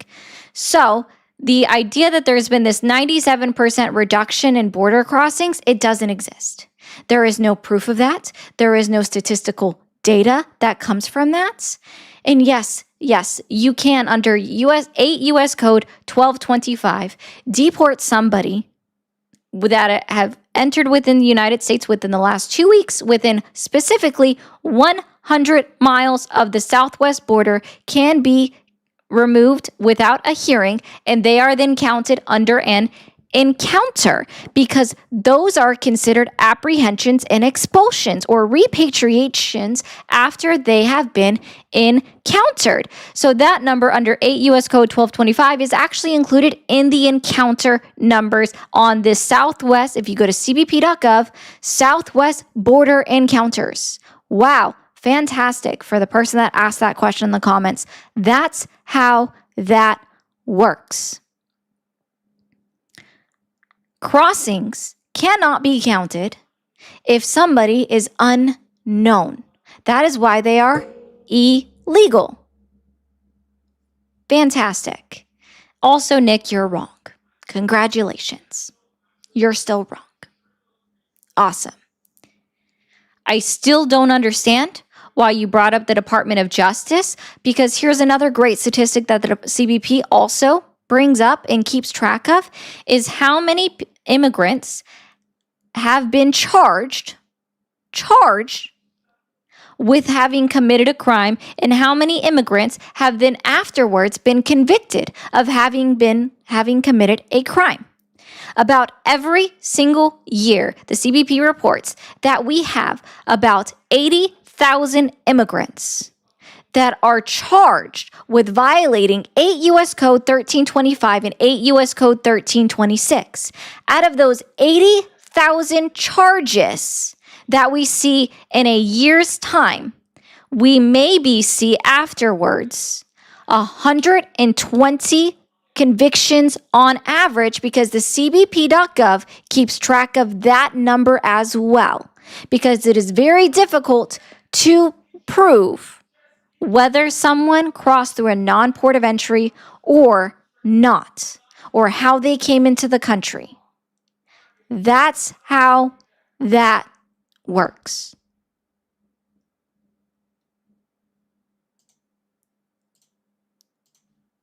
Guys, if you are new here, be sure to hit that follow button, hit that subscribe button, depending on what platform you are on. TikTok, you guys should already be at 100,000 likes. I need you guys to get there in 11 minutes, or this time I for real will turn the comments off on you guys on TikTok, okay? We do have gifts, super fans, super chats, memberships, super gifts. Holy shit. Okay, let's go. You guys have to see the gift on TikTok. Thank you so much, Kat, for the flying Adam, or Adam's dream. That was so cool. I haven't heard that one in a long time. We also have bits and subscriptions available. Thank you, Kat. WCAT, K-A-T in the chat, guys. WCAT for that one, for the Signature Jet, thank you. Bits and subscriptions available over on Twitch as well. The best way for me to read your comment is to send a super chat. That's the guaranteed way for me to read your comment. Thank you for calling the stream. Are you there? Yeah, hi. Hi, how old are you? I am 40. 40. Are you still supporting Donald Trump? You mean as a person or his policies? As a president. I don't like the man. I like what he's doing, somewhat. In comparison to every other president, I guess, in the last decade or two. Okay. So you don't support Donald Trump?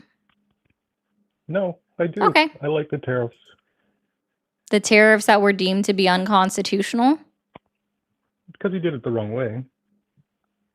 The tariffs that were But- deemed to be unconstitutional, so you like violating the Constitution?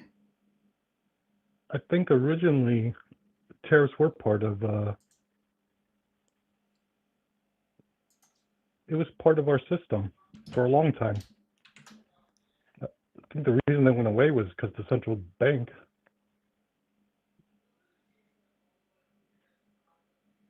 Sir, tariffs have always been a part of the system. They have always existed. But sir, like the way that they get 1980 that, implemented, sir, the way that tariffs get implemented, unless it's under very explicit terms, the way they get implemented is by, guess what? Congressional approval. Legislation, in fact. Yeah. He was Yeah, using which is different why powers that were, which is why the Supreme Court of the United States of America found and deemed Donald Trump's IEEPA tariffs to, in fact, have been a violation of Article 1, Section 8 of the United States Constitution. So I would say I saw that. it is But they also quite told him how interesting. he could do it correctly. I'm sorry, what? There was one of the decisions said that, or told him how he could do it correctly. And what was that called? Like, what part did they write in the releasement? It was one of the dissenting opinions. Dissenting opinion, yeah. And I want you to know, like, because I also read that, but Kavanaugh said he could try to do this. We don't know if, sir, okay. Kavanaugh could try to do this, right? You're awesome. Could try to do this, but we don't know the constitutionality until it's also argued in court, which, again, companies are already suing to argue it in court. Yeah, of course. Yeah. We're getting. So I mean, look, the big thing is I guess is the idea behind it, that people are complaining that tariffs are what is causing things to cost more, but it's just the cheap shit coming in from China or other countries that are destroying our economy. China is able to build so many electric cars, and they're actually way better than ours.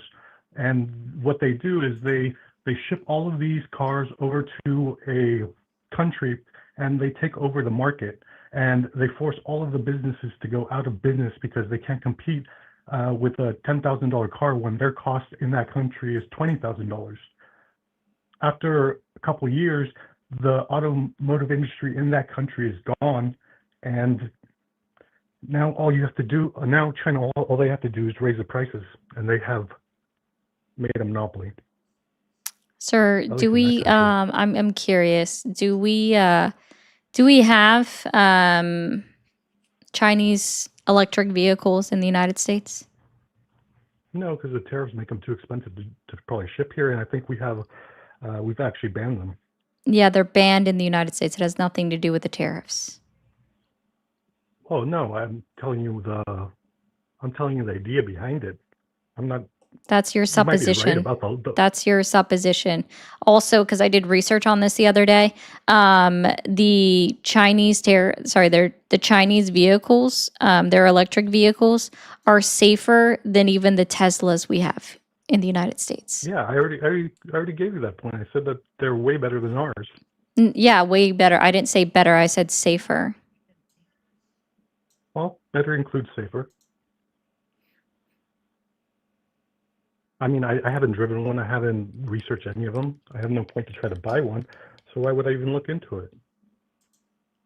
but Gotcha. I have seen YouTubers do, go to China and do reviews on it, and they're like, Sure. these are amazing, but who knows how much they actually know. Yep. So tariffs, I think it's great for our economy. Tariffs are It's not gonna- good. I just explained how they're good. No, Why aren't you they good? didn't. You just said because you said tariffs are good because China's bad. Yes, I realize I'm straw manning your argument and I'm bringing it down to Oh. the literal simplistic terms because you used a lot more gobbledygook to argue against China's ever growing influence and your idea of how they try to take over the markets by introducing their electric vehicles into new markets. That would be fine. That would be fine. That would be fine if the tariffs were only on China. They're not. They're on every single they're on every single country in the world. Even more so now because the IEEPA tariffs were shot down and that the under section 302, I think is the one that he's utilizing, has to be blanket across the board. He no longer gets to make his deals, which is why the EU pulled out of their deal and all of the other countries have also revoked their investment promises and the deals because they are now being tariffed more than what they agreed upon. And Donald Trump can do nothing about it because he didn't make any single one of these legislative action to be his point, right? Yeah,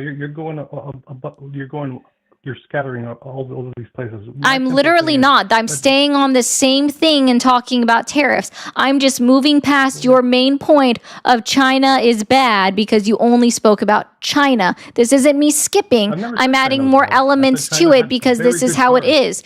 Tariffs, let's try this. Let's at least make sure you understand this very minimum, bare minimum. We're going to make sure you're going to understand this bare minimum fact. When the United States of America has a 15% tariff on a country like Brazil, any product that is coming into Brazil, let's say it's coming through the port of Los Angeles, even though that would be unreasonable, but it comes into the port of Los Angeles. When that item from Brazil comes there, who is responsible? I'm talking about the protection that it gives the economy, Okay. Let me finish my question so you can answer it because you were talking about tariffs. That was literally your main points. You are going to answer my question. I am going to get it all the way out. If you interrupt me, I will restart my question every single time until I am finished. That includes right now. Okay. We have a tariff of 15% on every country. We'll use Brazil as the example. Brazil is importing an item or exporting an item to the United States of America. When that item lands in the United States of America, who is responsible of paying that 15% to the United States government? Okay, can I ask you some details? No, this is a very clear-cut question. This is very simple. If you don't know the answer, just say, I don't know. No, tariffs. You don't need any more details. We are going to restart the question now. We have a 15% tariff on all imports coming out of Brazil. When Brazil exports an item to the United States of America, who is responsible of paying that tariff to the United States government of 15%? The importer. But the importer. So the United States importer. The United States importer. Just to be clear. The United States importer is directly responsible for paying the tariff to the United States government. You're not dealing with what I'm saying. You're just trying to scream over me. Sir, you interrupted me this entire time. Do not try to play a purity conversation right now or tone policing right now. You did it to me, which is why I then had to get stern because you kept interrupting me every single point I was trying to make, even though I allowed you to make your entire point about how China was trying to dominate other people's economies with their electric vehicles, and that's why you agreed with tariffs. Right? Cool. That's not what I said at all. I don't really care. Okay. So, your argumentation that you started off with was that you like tariffs, right? So we brought this down. We've got everybody to agree, including you, that tariffs on imports are paid by the American importer, right? And because Donald Trump got rid of the de minimis clause, every single item that is imported into the United States of America is subject to a tariff, whether it costs $355,000 or $20. It is subject to a tariff if you import the item into the United States of America from every single country. There are no more exceptions because of Donald Trump. His IEEPA tariffs were overruled and he's doing it another way, right? So we have acknowledged that it is paid by the American importer, so the person within the United States is paying it, right? And we already know because companies are suing for the cost of the tariffs that it cost them, and that they did pass along this cost to the consumers. At the end of the day, it does negatively impact consumers. There have been studies done by the Penn Wharton budget model, done by Harvard, also done by Cato. Cato did a lovely study on it. There have been further ones by the Tax Policy Center and the taxfoundation.org that have all shown that on average, the tariffs that were imposed from April 2025 through the end of 2025 cost the American taxpayer on average, we're going to go with the middle number because they say between $1,000 to $2,000 depending on which study you look at. So we're going to go right down the middle, $1,500 on average from what they've had to pay because of higher prices at the store. When you swipe your card or pay in cash, you have paid more, right?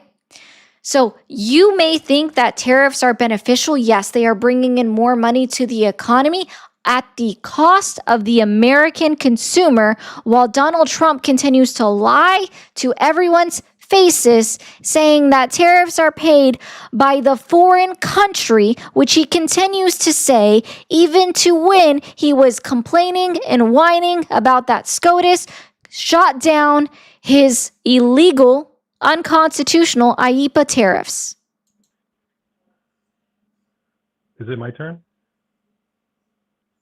Hello?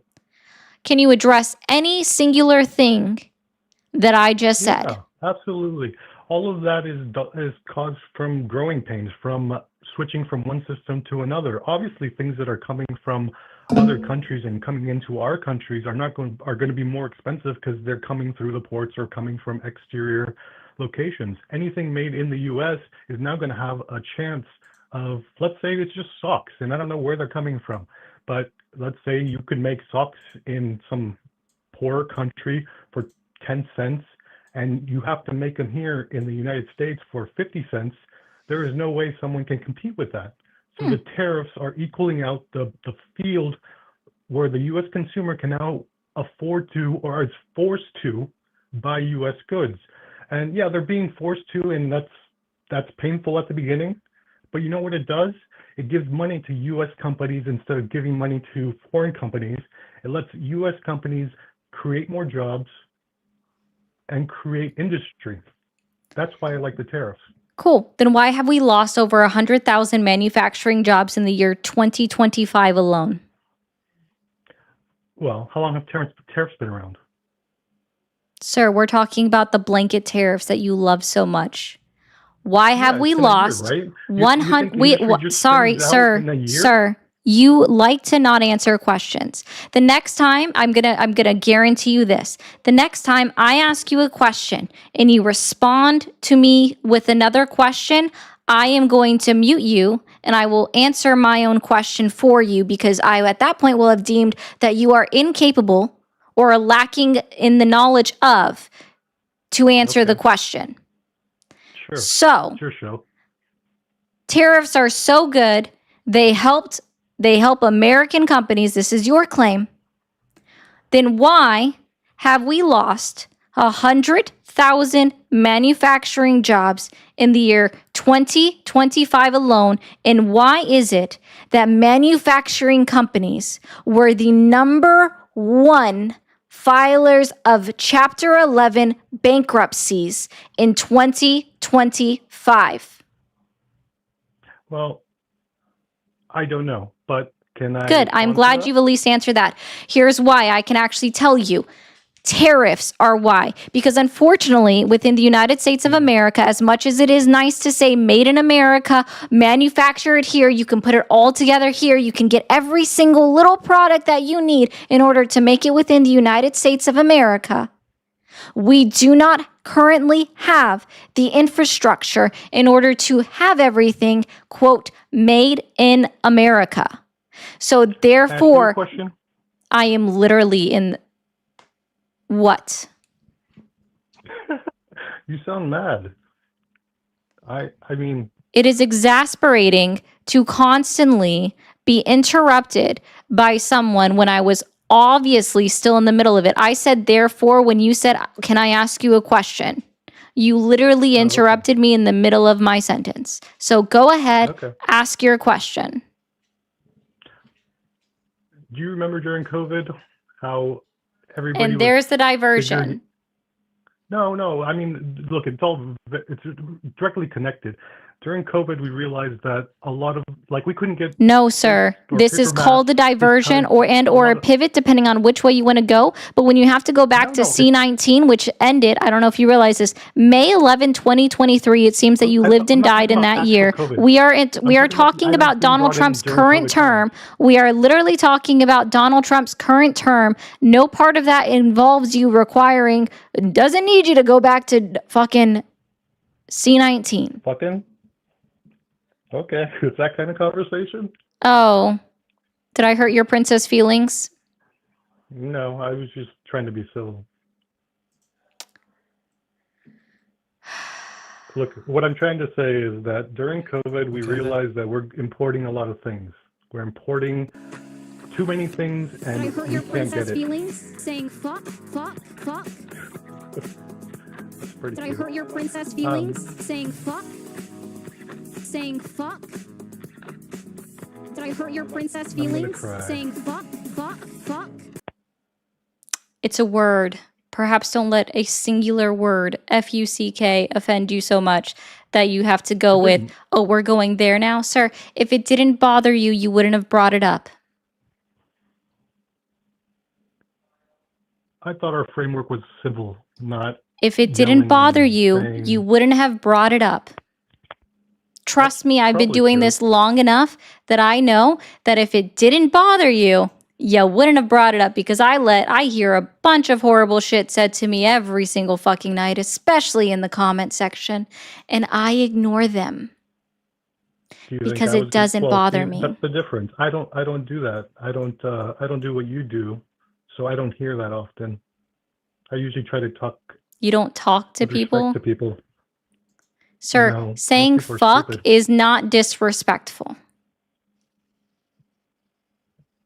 Saying shit is not disrespectful. Calling you an asshole would be disrespectful. Saying the word fuck doesn't mean anything. Saying shit doesn't mean anything. It's an expletive. Okay, but my point was, look, during COVID, we realized that we were bringing in too many things, and then when we needed certain things, they weren't around. China was saying, nope, we're going to give it to our people first, and then we'll send it to you guys. Things for medicine, things for, the face masks were one of those issues. Nobody could get them for the first couple years, or maybe a couple months. I don't know how long it was. I never really got one because I knew it was bullshit. But all the people on certain sides were crying about it. People were policing other people about it. But it all comes back down to, if you want to have a secure nation, you need to build things in your own nation and control the things that are required in times of emergency, whether it's COVID, whether it's war. I don't know if you've noticed, but people are talking a lot about how many missiles we've been using and how little our stock is, and that we've brought, I think, radar systems from South Korea and left them without the radar systems that we had given them, and they've been there for a long time. So this is what I'm trying to explain, that the tariffs are going to let us start building things in our country, but it's going to take time. It's not going to happen in 1 year. Things might go out of business because obviously the people bringing in stuff from other countries. Are you still there? Yep. Okay. I can't hear anything, so I thought maybe you put me on silent or hold. Okay. Well, the bringing in, I lost my train of thought, but that's the idea. I'm assuming you get the idea.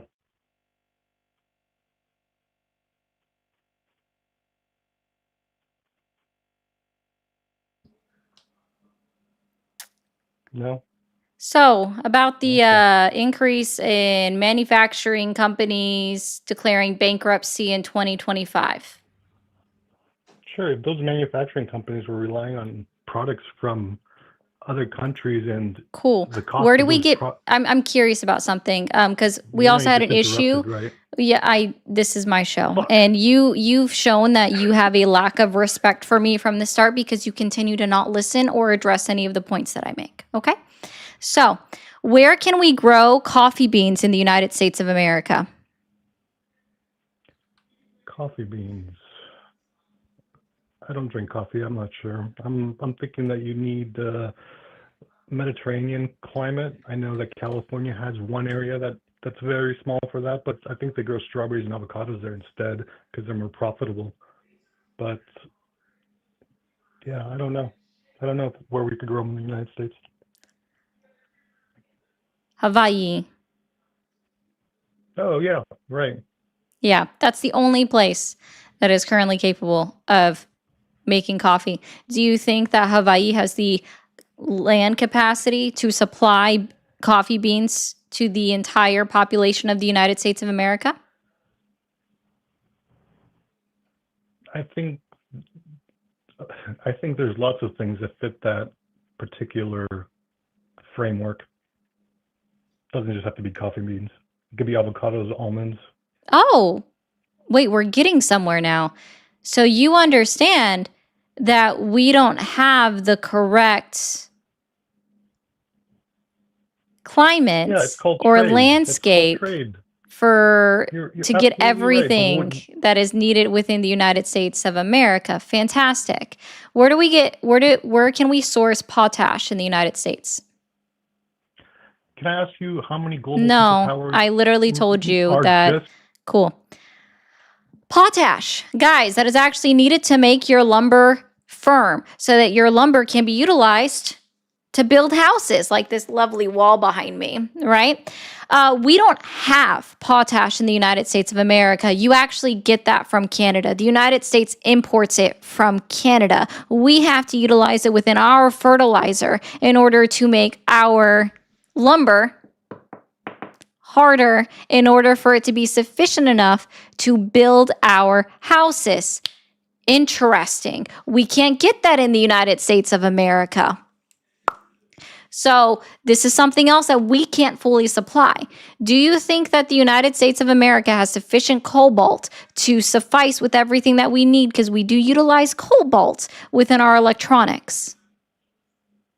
yeah, we're trying to mine it. That's exactly. It's a critical mineral that we need to import, and That we who need has to a import. global Fantastic. And it is yeah, utilized who has a within global our monopoly on it? electronics. Great. I love this. We are getting him to understand that we are not self-sufficient enough in order to have everything completely made within the United States of America, have every piece of it made within the United States of America.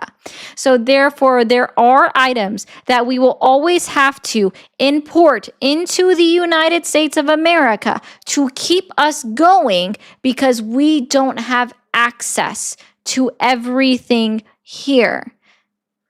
Do you know understand TMC? yet how tariffs can be harmful TMC, the to the... mining company. Do you This is a understand U.S. yet? company. Okay. I'm going to take that as a no. He still has yet to understand how tariffs hurts industries when there are no exceptions made on these items to not be subject to import tariff taxes, right? We'll just say it that way. They are subject to the import taxes on goods that are necessary for the things that we need within the United States of America because we are a consumer-based market. That's how we have been for a long time. And because we don't have access to everything that we need, we again have to import it. So therefore, tariffs hurt us. They hurt our manufacturing companies. and they hurt our small businesses. You can answer this one with a simple yes or no because I don't expect you to know this answer. Are you aware that in 2025, we also saw the largest increase in small business bankruptcies in the United States of America? Plus, not only did we see the largest increase in small business bankruptcies in the United States of America, but we also saw the largest decrease in new businesses opening up in the United States of America in 2025. Is that bad for Trump? New businesses? All of it's bad, sir. Yes, we need new businesses so that we don't have monopolies within the United States of America. Because as we already know, when we have monopolies within the United States of America, they control the market. And when they control the market, they get to raise the prices constantly. And then because people get used to paying those prices, they don't lower those prices. And when you have a foreign market, so let's just say we'll give an example of, actually, I can't think of one right now. But if you have a competitor in our market that imports everything because they're an external company, we'll just say Toyota. Let's just say Toyota has a monopoly on electric vehicles, right? Not hybrids, electric vehicles. They have a monopoly. We're just going to use this example. They can price it at whatever price that they want. And in order for they can price it low, right? Because they can go high or they can go low, right? And when they price it a certain way, where because it was cheaper for them to manufacture it in, let's say, China or in Japan or Korea. Yes, I know Toyota is a Japanese country. Let's say they price it at a vehicle at $26,000. Well, that's the bare minimum that it costs a company like Ford to create a totally electric vehicle within the United States and have it all made within the United States. So at that point, Ford's not going to break even. So they're going to price it at least an amount that they know that they can make a profit off of, right? So let's just say they price it off at $30,000. And that's somebody trying to enter in the business because corporations are there to protect their shareholders and make money. Okay. Well, now Toyota can slowly increase their prices. And because they're increasing their prices, the demand for those items to make that vehicle are also going up, which means the cost in order for Ford to produce that vehicle also goes up in price to match that. So when you see that happen, you also see the price that consumers are paying also increase. Because again, businesses are there to make a process or make a profit. They're there for their shareholders. The price that people want to sell steel for and make it sustainable here in the United States. So the minerals, I understand that it's bad for us to be importing it right now, but we have several companies that have sprung up. It's not bad for us to import minerals, sir. We need them here because we can't mine them all within the United States of America. Yes, we can. And we figured out where, and we know we have every single. So to be clear, we have every single mineral that we need in the United States of America. Yeah. Do you know that we have the source silicon for every single chip? There has to be a very specific, tight formation of a silicon to start the seed for the silicon wafers that all the electronics are made. That comes from the United States. That doesn't come from anywhere else. The chip companies, they got exported because it was cheaper to do it there just because of the labor. But now a company like Intel that was the front of chip manufacturing is now struggling, really struggling. Now we have. You did say silicone, right? Silicon. Or silica. Silica wafers. Are you just AIing everything that I tell you? No, dude, this is like the first time I've typed anything in my fucking computer. This comes from, Yeah, they're I not think, Virginia. exclusively in the United States. Wow, actually 90% of it is Asia. Yeah, but try to figure out which has the actual crystal formation that we need to make The the crystal silicon wafers. formation. Oh, okay. Yeah. How about you tell me where to look that up? Are you talking about graphite? No, I am talking about like silicon wafers. To the process of silicon wafers, you melt everything down to a temperature where they're not crystallized. Then you drop a seed crystal into the silicon and slowly start pulling it up. And as you pull it up, it will match the seed crystal. But if it's not pure enough or the structure isn't correct, then it is not a good quality wafer. And the only place that you can get the silica that we use or that everybody uses to make these chips is in the United States. Where specifically in the United States? I want to say Virginia or around that area, maybe on the east. I think it was on the East Coast, but it is just type in where does the most pure silica for silicon wafers come from. You're right, silica is common element, but you can only get the quality that you need from the United States.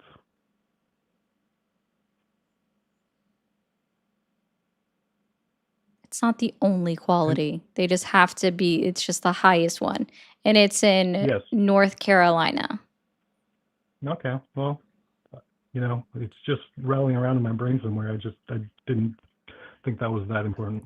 And yet still, China is the biggest producer of silica with, 5,400,000 tons. Yeah, but how much every single year?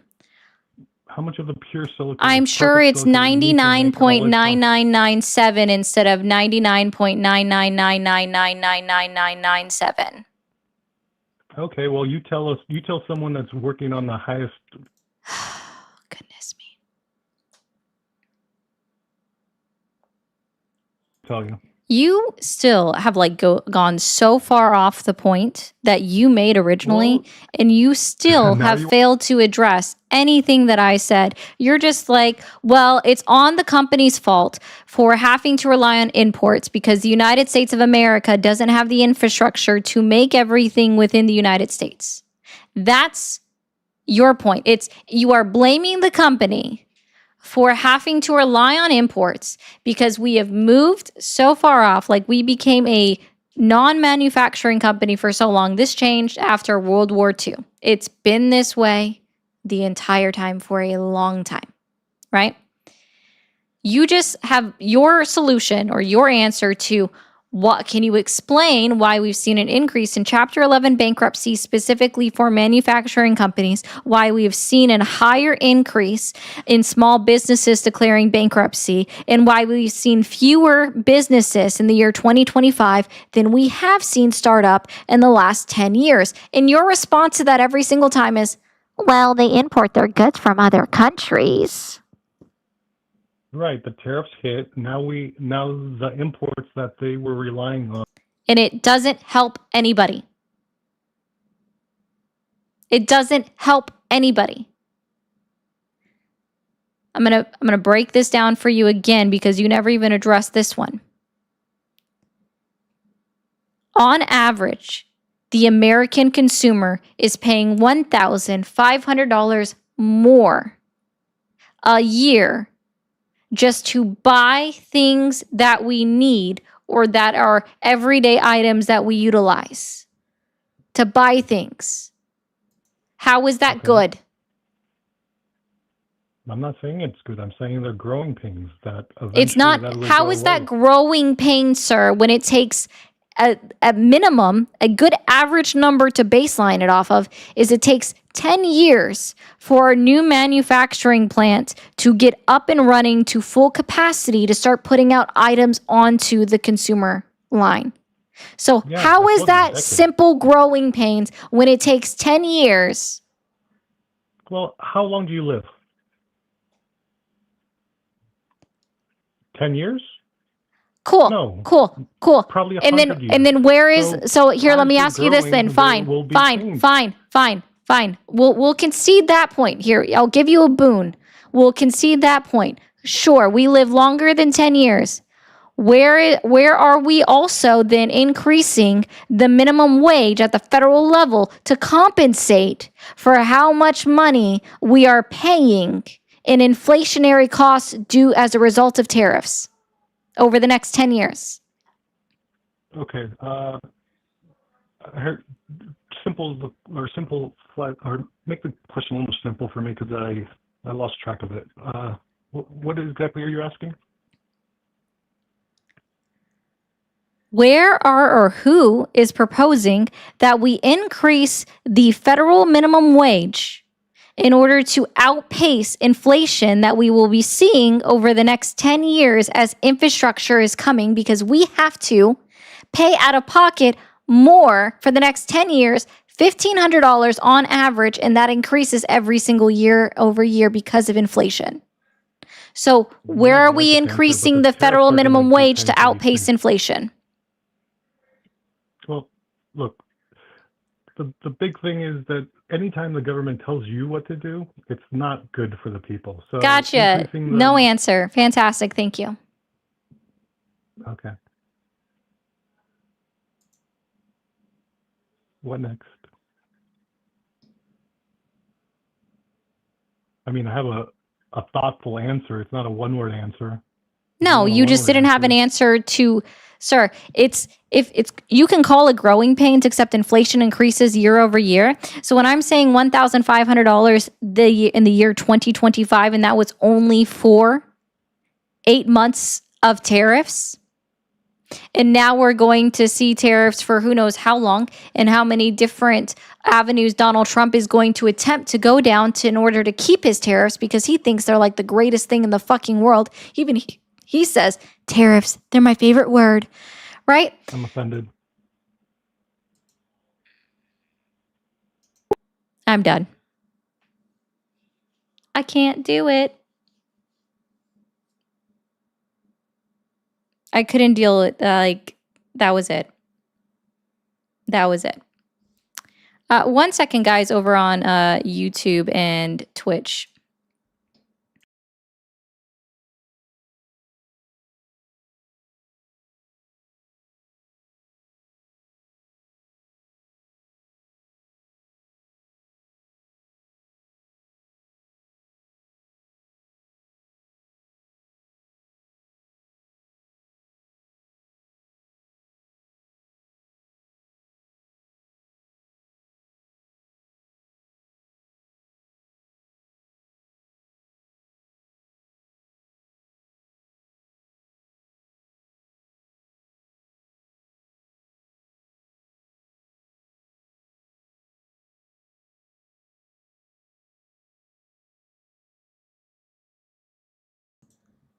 All right.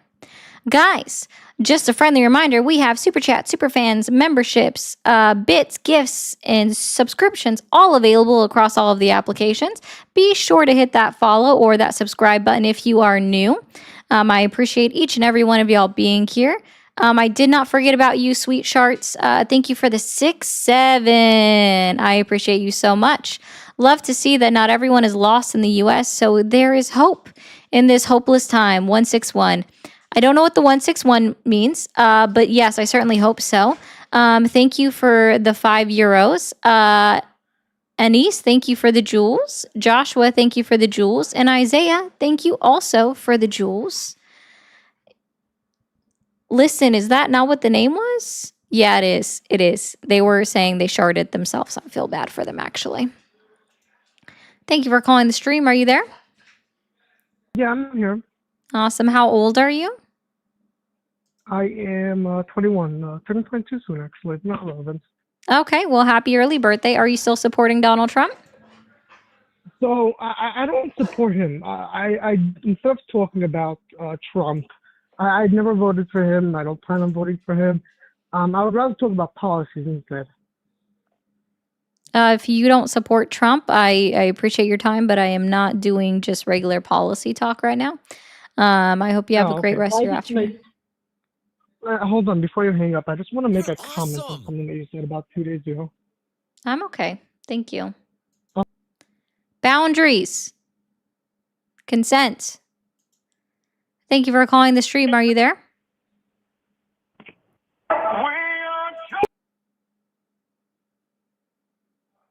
There was a joke I made about that today. What did I say? Okay. Yeah, I don't know, Joanna. Like, it's I already said no, thank you. Let me say something. No. Thank you for calling the stream. Are you there? Hi. Hi. Sorry, I had my headphones on. You there? I am. How old are you? I am 34 going on 35. Oh, that's the joke that I made. I'm sorry. I just remembered something. I said, we are NATO.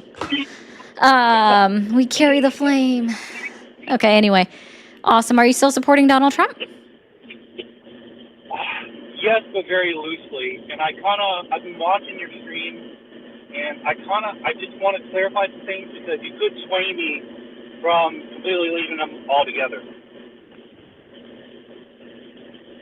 So the thing I still support is that a lot of things he says, as far as tariffs and stuff, I'm kind of a moron because I hear what he says and it sounds great, and things have just not changed. Like it just when Biden was office, everything still sucked, and even before then, life always seems to not have gotten worse. And it just feels like when Trump talks, it feels like he's talking to me or the people who just like want to hear the quote unquote truth. And I just really want to understand what, besides the outrageous things he says, what are the things that really,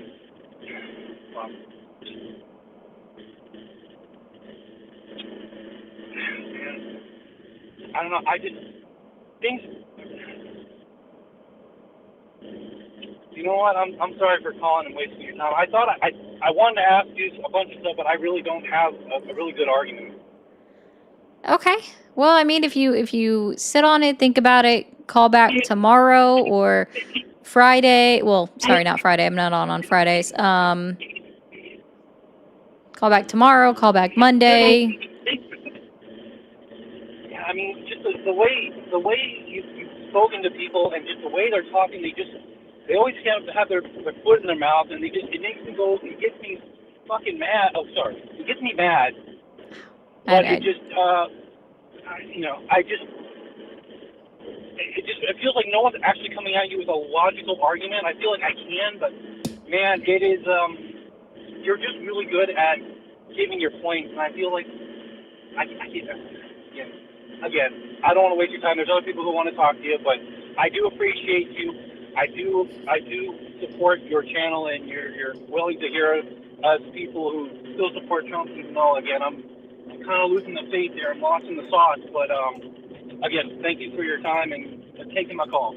Of course, not a problem. Thank you. Thank you. Bye-bye. Bye. It could be it, Mark. Yeah, never forget Trump is in the e-files. PB, thank you for MAGA is dead as previous MAGA fool. I can attest it is all gone and owned by Israel. Oof. That's going to hit some people kind of hard. Thank you for the $19.99. I appreciate that. Thank you for calling the stream. Are you there?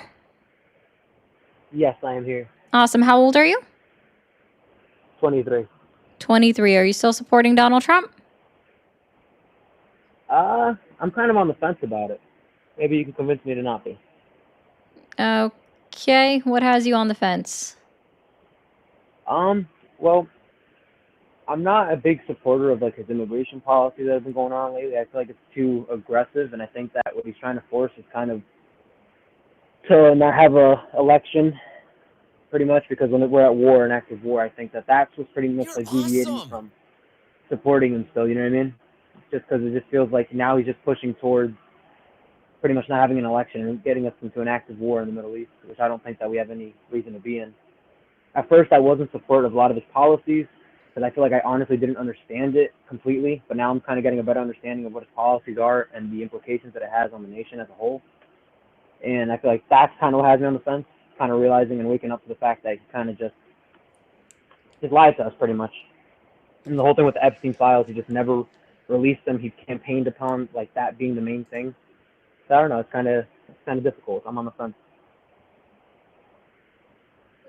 Okay. So I mean, I do agree with you that there have been policies that have been implemented that are definitely hurtful. Can you name a specific policy for me, or something very specific that you've seen that just is the number one issue that has you on the fence?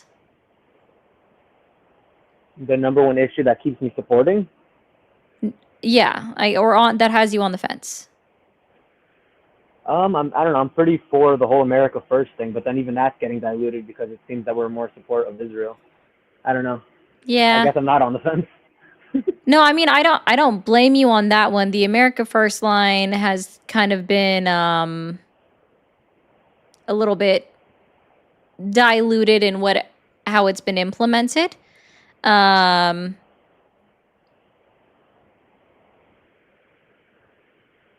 I lost my train of thought on that one. We definitely MTG's making some good fucking points when it talks about MAGA and America First. She's so odd. So yeah, odd. overall, I feel like the whole thing that happened with like Biden and the open border and whatnot was pretty much just like the preamble before like all these immigration policies, because it gave just enough fuel for the majority of the populace to now support hardcore policies against immigration, because of the fact that there was all these stories coming out. Not to say that they weren't tragic, not to say they weren't brutal.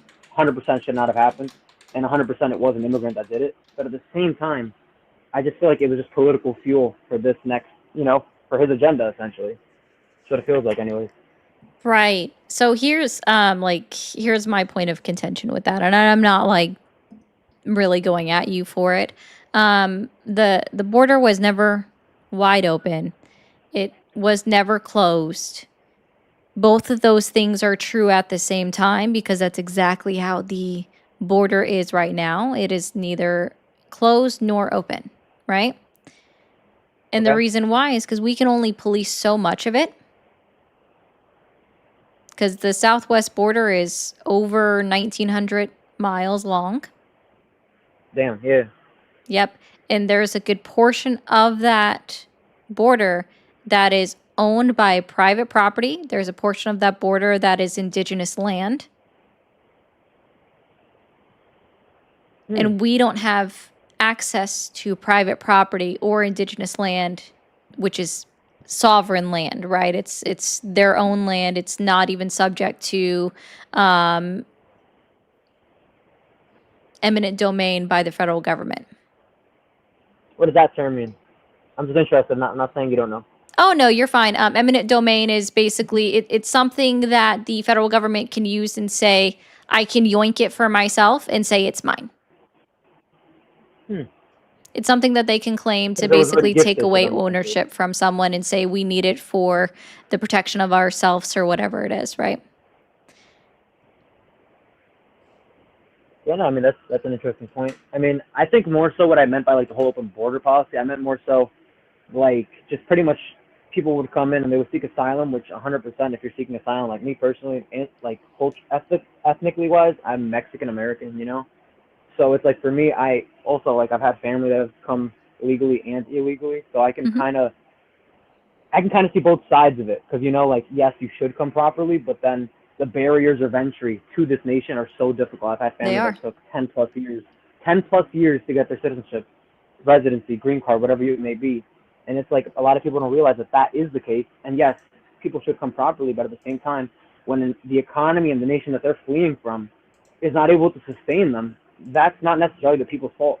And then when the barriers of entry are so difficult to get in, why wouldn't somebody who is struggling to feed their children, the argument can be made, don't have so many children. But at the end of the day, it's just it's a matter of education. And these other nations, like I wouldn't call them third world countries, but I would definitely call them impoverished nations, education is not a number one priority. You know, I have family that didn't finish elementary, middle school, that lives in Mexico. You know, like, so it's a very common thing where it's like contraceptives isn't something that's talked about. You know, so yeah, you have a lot of kids, and then now what do? You can't just leave them hungry. So you know, a lot of times people end up, you know, going to the last resort. We have to go to America. That's a big thing in Mexico. I have family down there that they talk about the United States is the land of, you know, the promised land, the place where you can be anyone, you can make money, send back to your family. A lot of these people that come illegally, they're coming to work. They're coming to provide for their families that are back home. A lot of times too that people don't really understand is that there's an immigration tax identification number. So people are like, oh, they don't pay taxes. That's literally impossible. If you're in the process of trying to get your documentation in this nation, you must have to pay taxes in order for that process to happen. That's a part of due process. So I feel like that people that say that, oh, they don't pay taxes, that's just, I don't know, it's just BS. So I want to correct you on one little thing here, and mostly it's because I have a video posting about it tomorrow, so it just kind of pinged my interest there. So the process of going from being an immigrant to a citizen, or an immigrant to having documented legal permanent resident status, that's not, it's not technically due process unless you're contesting your immigration. And I say it this way because like going through the paperwork and everything, due process is the ability to go to court and argue your case, right? Not every immigration court or like every immigration case is heard in court, right? Arbitration or whatnot, I guess, no? Do what? Sorry. Never mind, I probably used that term wrong. Keep Oh, going. okay. Sorry. I honestly, I didn't hear you, and that was my bad. So like just having a background check done, that's not due process, right? Going through like meeting an attorney or a representative of the executive branch over the immigration process is not necessarily due process. I'm going to quote somebody. I shouldn't say somebody. I'm going to quote Mr. Beer from the Cato Institute when he said, and again, this is a quote, so this isn't me saying this, though I agree with it, that the Department of Homeland Security is the biggest fraudster because immigrants have to pay them money in order to have their case be reviewed, and the Department of Homeland Security can reject their case without ever reviewing the case. They are paying for a service to have their case reviewed, and the Department of Homeland Security is under zero obligation to them to actually review the case. And this isn't a new issue. This is how it's always been. So, what would your stance be on as far as like immigration goes? Should we have looser policies on it, or should we keep cracking down on it the way that they've been doing pretty much? So I'll make it as simple as I can. I think that our immigration laws need to be updated. I think that the process of applying or to become a citizen or applying to become a legal documented migrant should be easier and less arduous, because if we make it easier, now to be clear, guys, making it easier doesn't mean everybody can come in, right? Make the paperwork process easier, we will see fewer people attempting to enter the country through non-ports of entry, in my opinion. Now, I have no proof of this. I also support mass amnesty for individuals that have been in the country for, let's just say, 5 or more years and have not even been accused of having committed a crime. I'm even going to put it out there, right? Not even just necessarily convicted, but not even just accused of having committed a crime. It's something that they would have to apply for, right? So they can announce it, sign it by Congress saying that we are offering amnesty, right? And then they would have to go through the system of applying for said amnesty, and then that gets them all reviewed, right? They would have their background check ran, see if they're eligible under these qualifications to become a citizen or to become a legal permanent resident. And I still support deporting people that have been convicted of having committed a crime. That is always something that should be done. I definitely agree with you on that point, but arguably, for argument's sake anyway, technically speaking, by entering a country illegally, aren't you technically committing a felony? Technically. If So sorry, by definition, they would all be considered to be convicts or whatever you want to call it. no. Not that I believe that, but I just feel like from a technicality perspective, I feel like that's where a lot of people, that's kind of like the gray area for it, you know what I mean? No. Where it's like, no, Well, you see, wouldn't say so? so, and I'll break it down this way, right? So when we're talking about amnesty, that absolves them having crossed through the border through a non-port of entry, right? That's what the amnesty is about. It's also a misdemeanor, and in order for you to be a criminal, or to that to stick to you, you have to have been convicted of that crime, and then that requires the process of due process.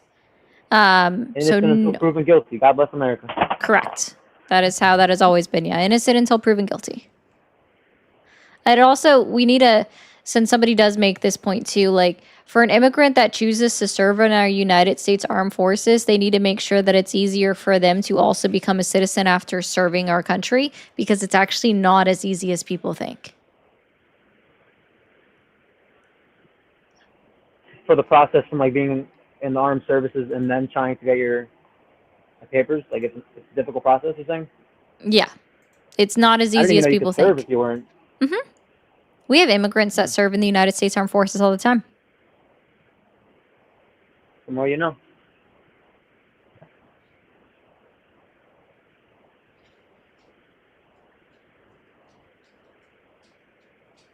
Hello?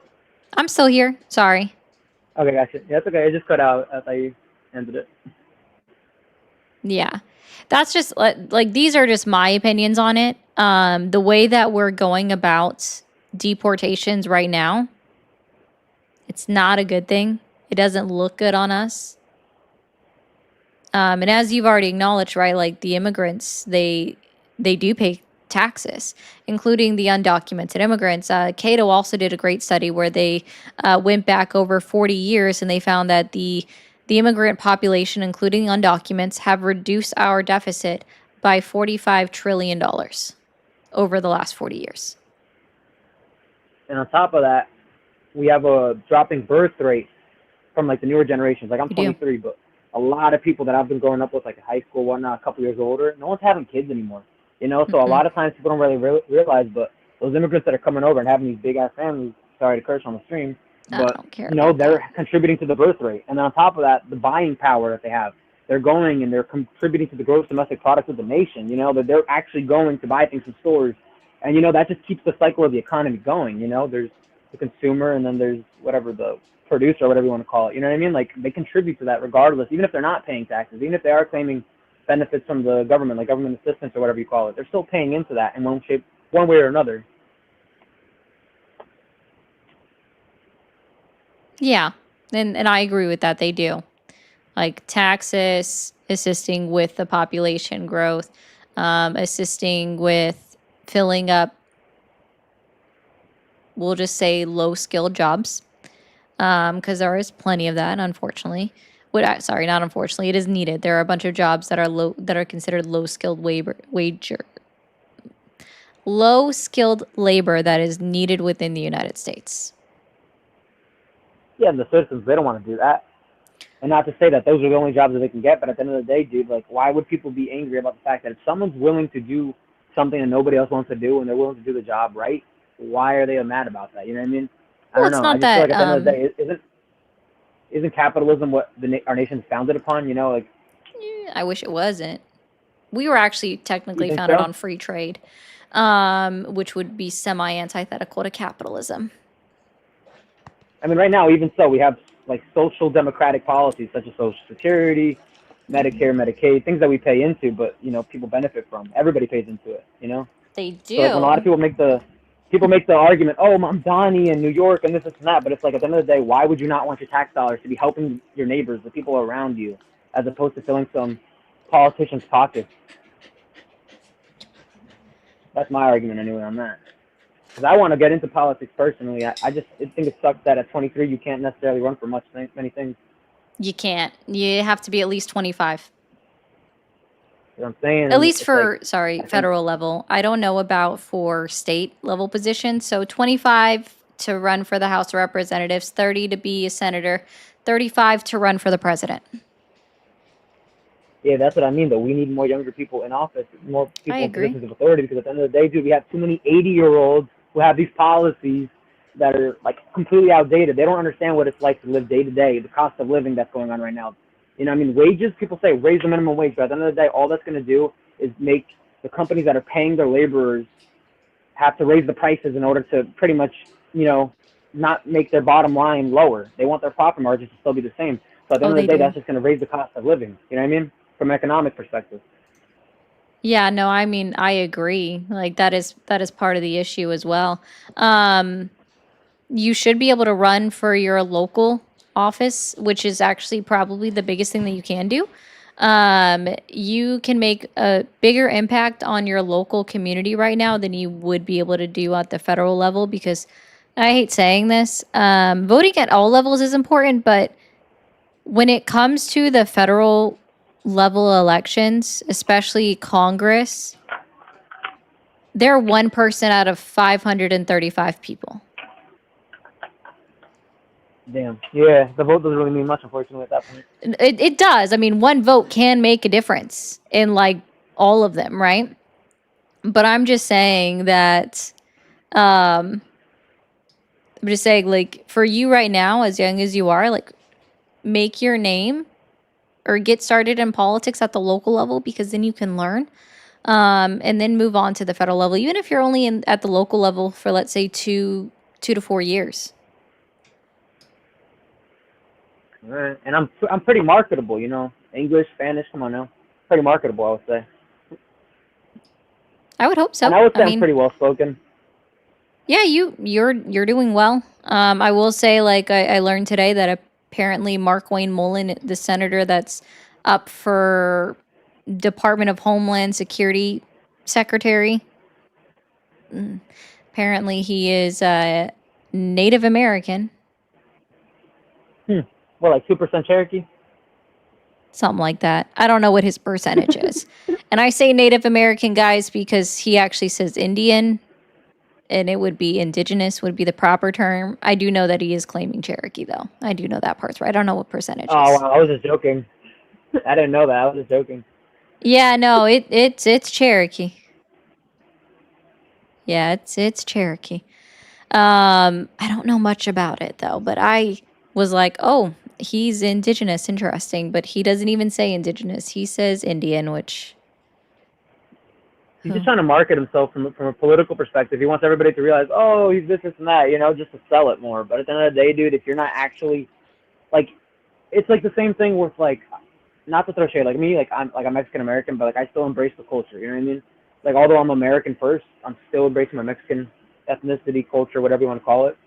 A lot of, like, for him to be Native American, I would say you have to, like, actually be a part of the customs, be a part of the community. Like, you can still claim Native American, but I just feel like, you know, like, you shouldn't be claiming it if you're not actually representing the culture.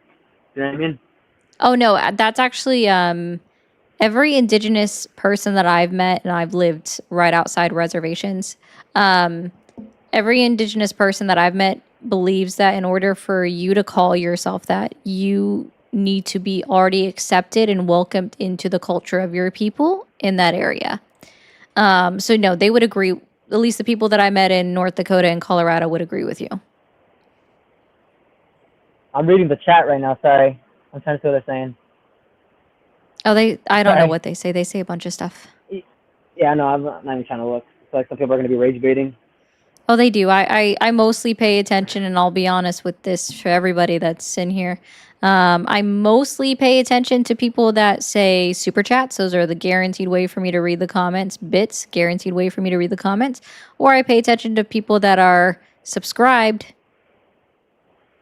Well, members on YouTube. Sorry, it's 3 different platforms. It's really hard to. 2 of them say subscriptions, and then the other one is called the membership, because subscriptions are on YouTube are free, and that just is the equivalent of a follow. So, because my chat system highlights the membership in subscriber comments, so I see them easily. So, like, my friend, well, in Twitch, Aslan just yelled "squirrel," and that's about as accurate as possible. All right, chat. What do you think? Should more young people get into politics? Would that be the best move for America going forward? If young people get into politics and start like voicing their opinions on things, not necessarily a revolution, but I would say a political revolution, in the sense that we have more people that represent us that actually understand the perspective of the people that are living. You know, we're at 23 years old right now, living at home. I would like to own a house. I would like to do this. I would like to start my family. But in the economy the way it is, it's impossible to do. So that's why I would say a lot more young people being in politics could help push towards something like that. Or what would you say? Or do you think that maybe the entire political institution needs to come down and we need to establish something completely different? I'm not calling for anarchy at all. Plenty of people are saying yes, at least in the other chat. So, like, Twitch is saying educated young people. The Landscaped on YouTube is saying yes. Yeah, I know, guys. The dog barked because she saw another dog outside and she got excited. And a few people are saying yes in the Landscape. They're just a little bit more vicious over there. Several said no. And TikTok is mostly saying good luck. It takes a lot of money. Capitalism is the problem. It's very expensive.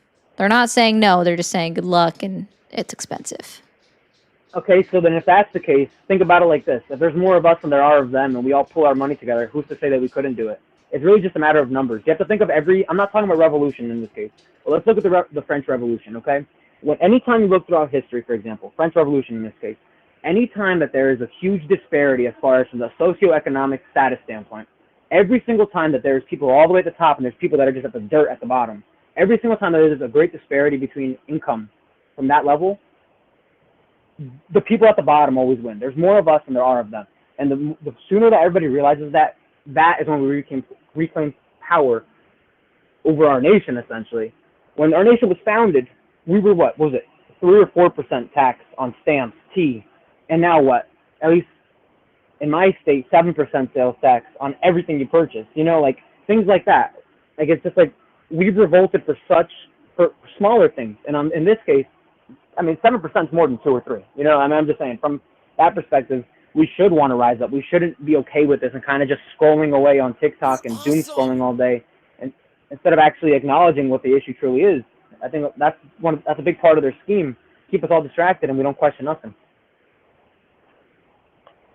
No, I don't disagree. And yes, there are more of us than there are individuals that are currently in Congress or in at the federal government level. So, yeah, no, I agree. Well, all right, man.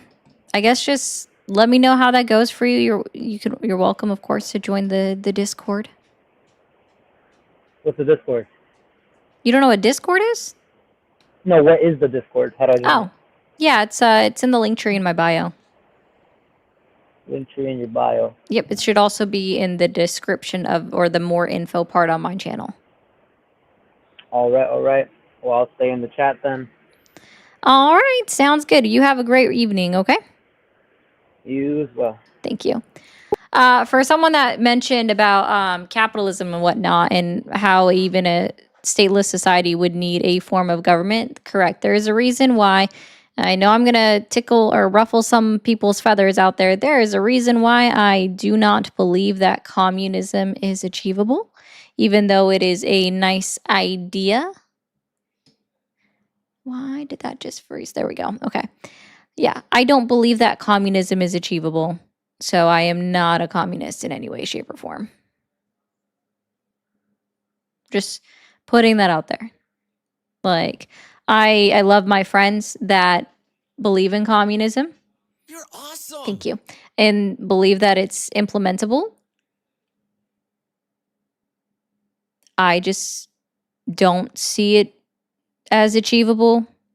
And that's just... Why odd bat? Because it would require unity throughout the entire world, and I don't see that happening. So the idea of a communist society being stateless, classless, and moneyless, right? So no government, there's no division amongst the people, and there's no currency, right? right? We can get to the point of no currency. I think we can get to a point of reducing classism, which is something that I think we should already have. We shouldn't have classes. I don't think that should ever be a thing. It divides us too much.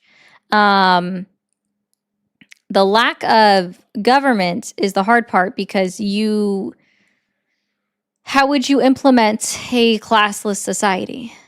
How would you implement making sure money isn't made? Yeah. So I'm saying, like, it's not actually, I don't see it being a thing. I think that unregulated capitalism is a huge issue in our society.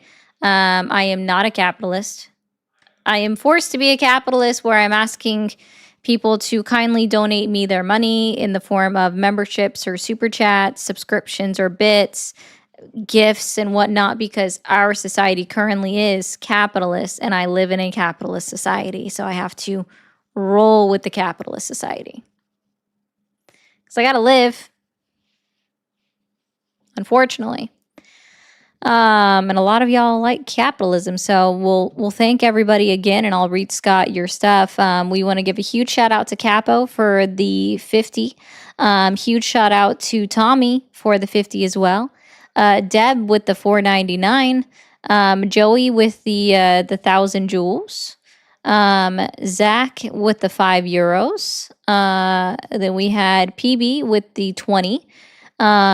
Moose said, my friendly reminder to MAGA, have you taken an economics class to learn about tariffs? That was to the other guy earlier. With the New Zealand currency of $5. Thank you. Scott is making some jokes. Vote for a Canadian named Scott for any U.S. office I run in. I think I speak pretty good American dialect. I think you do as well. Thank you for the 5. And then don't want you to forget, I really dislike Trump. I remember you, Scott. I remember you so well. I do. I do, Moose. Thank you for answering that one. I didn't see any new members on the YouTube today, but I do want to thank everybody for being here.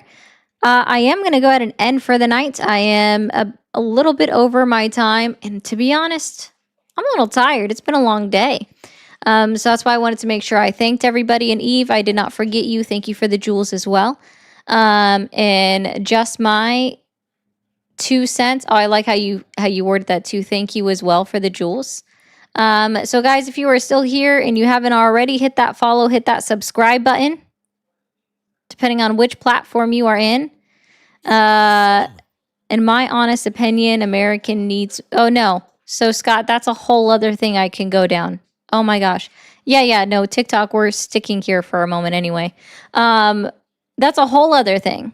There are regulations that the FCC and the FEC have imposed upon our political system that have made it so that it is nearly impossible to break out of the two-party system. And without changing those rules and regulations, it is going to be very fucking hard for an independent party or a third party to make headway. Okay?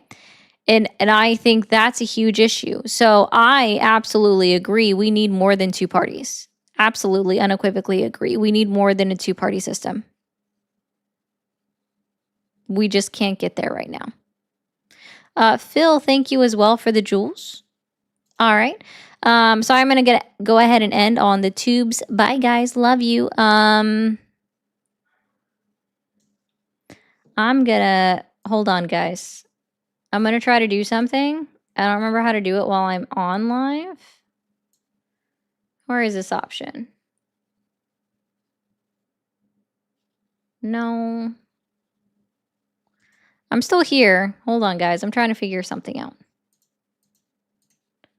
No, I want to,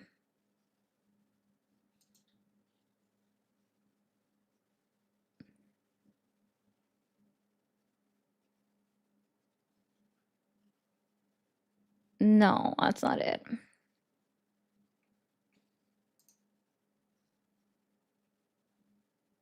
Oh, there we go. Let's see. Okay. I'm going to end on the landscape, guys, and you guys are going to go over to my friend Hector. Y'all say placenta rate in his comments, okay? So go to Hector, say placenta rate.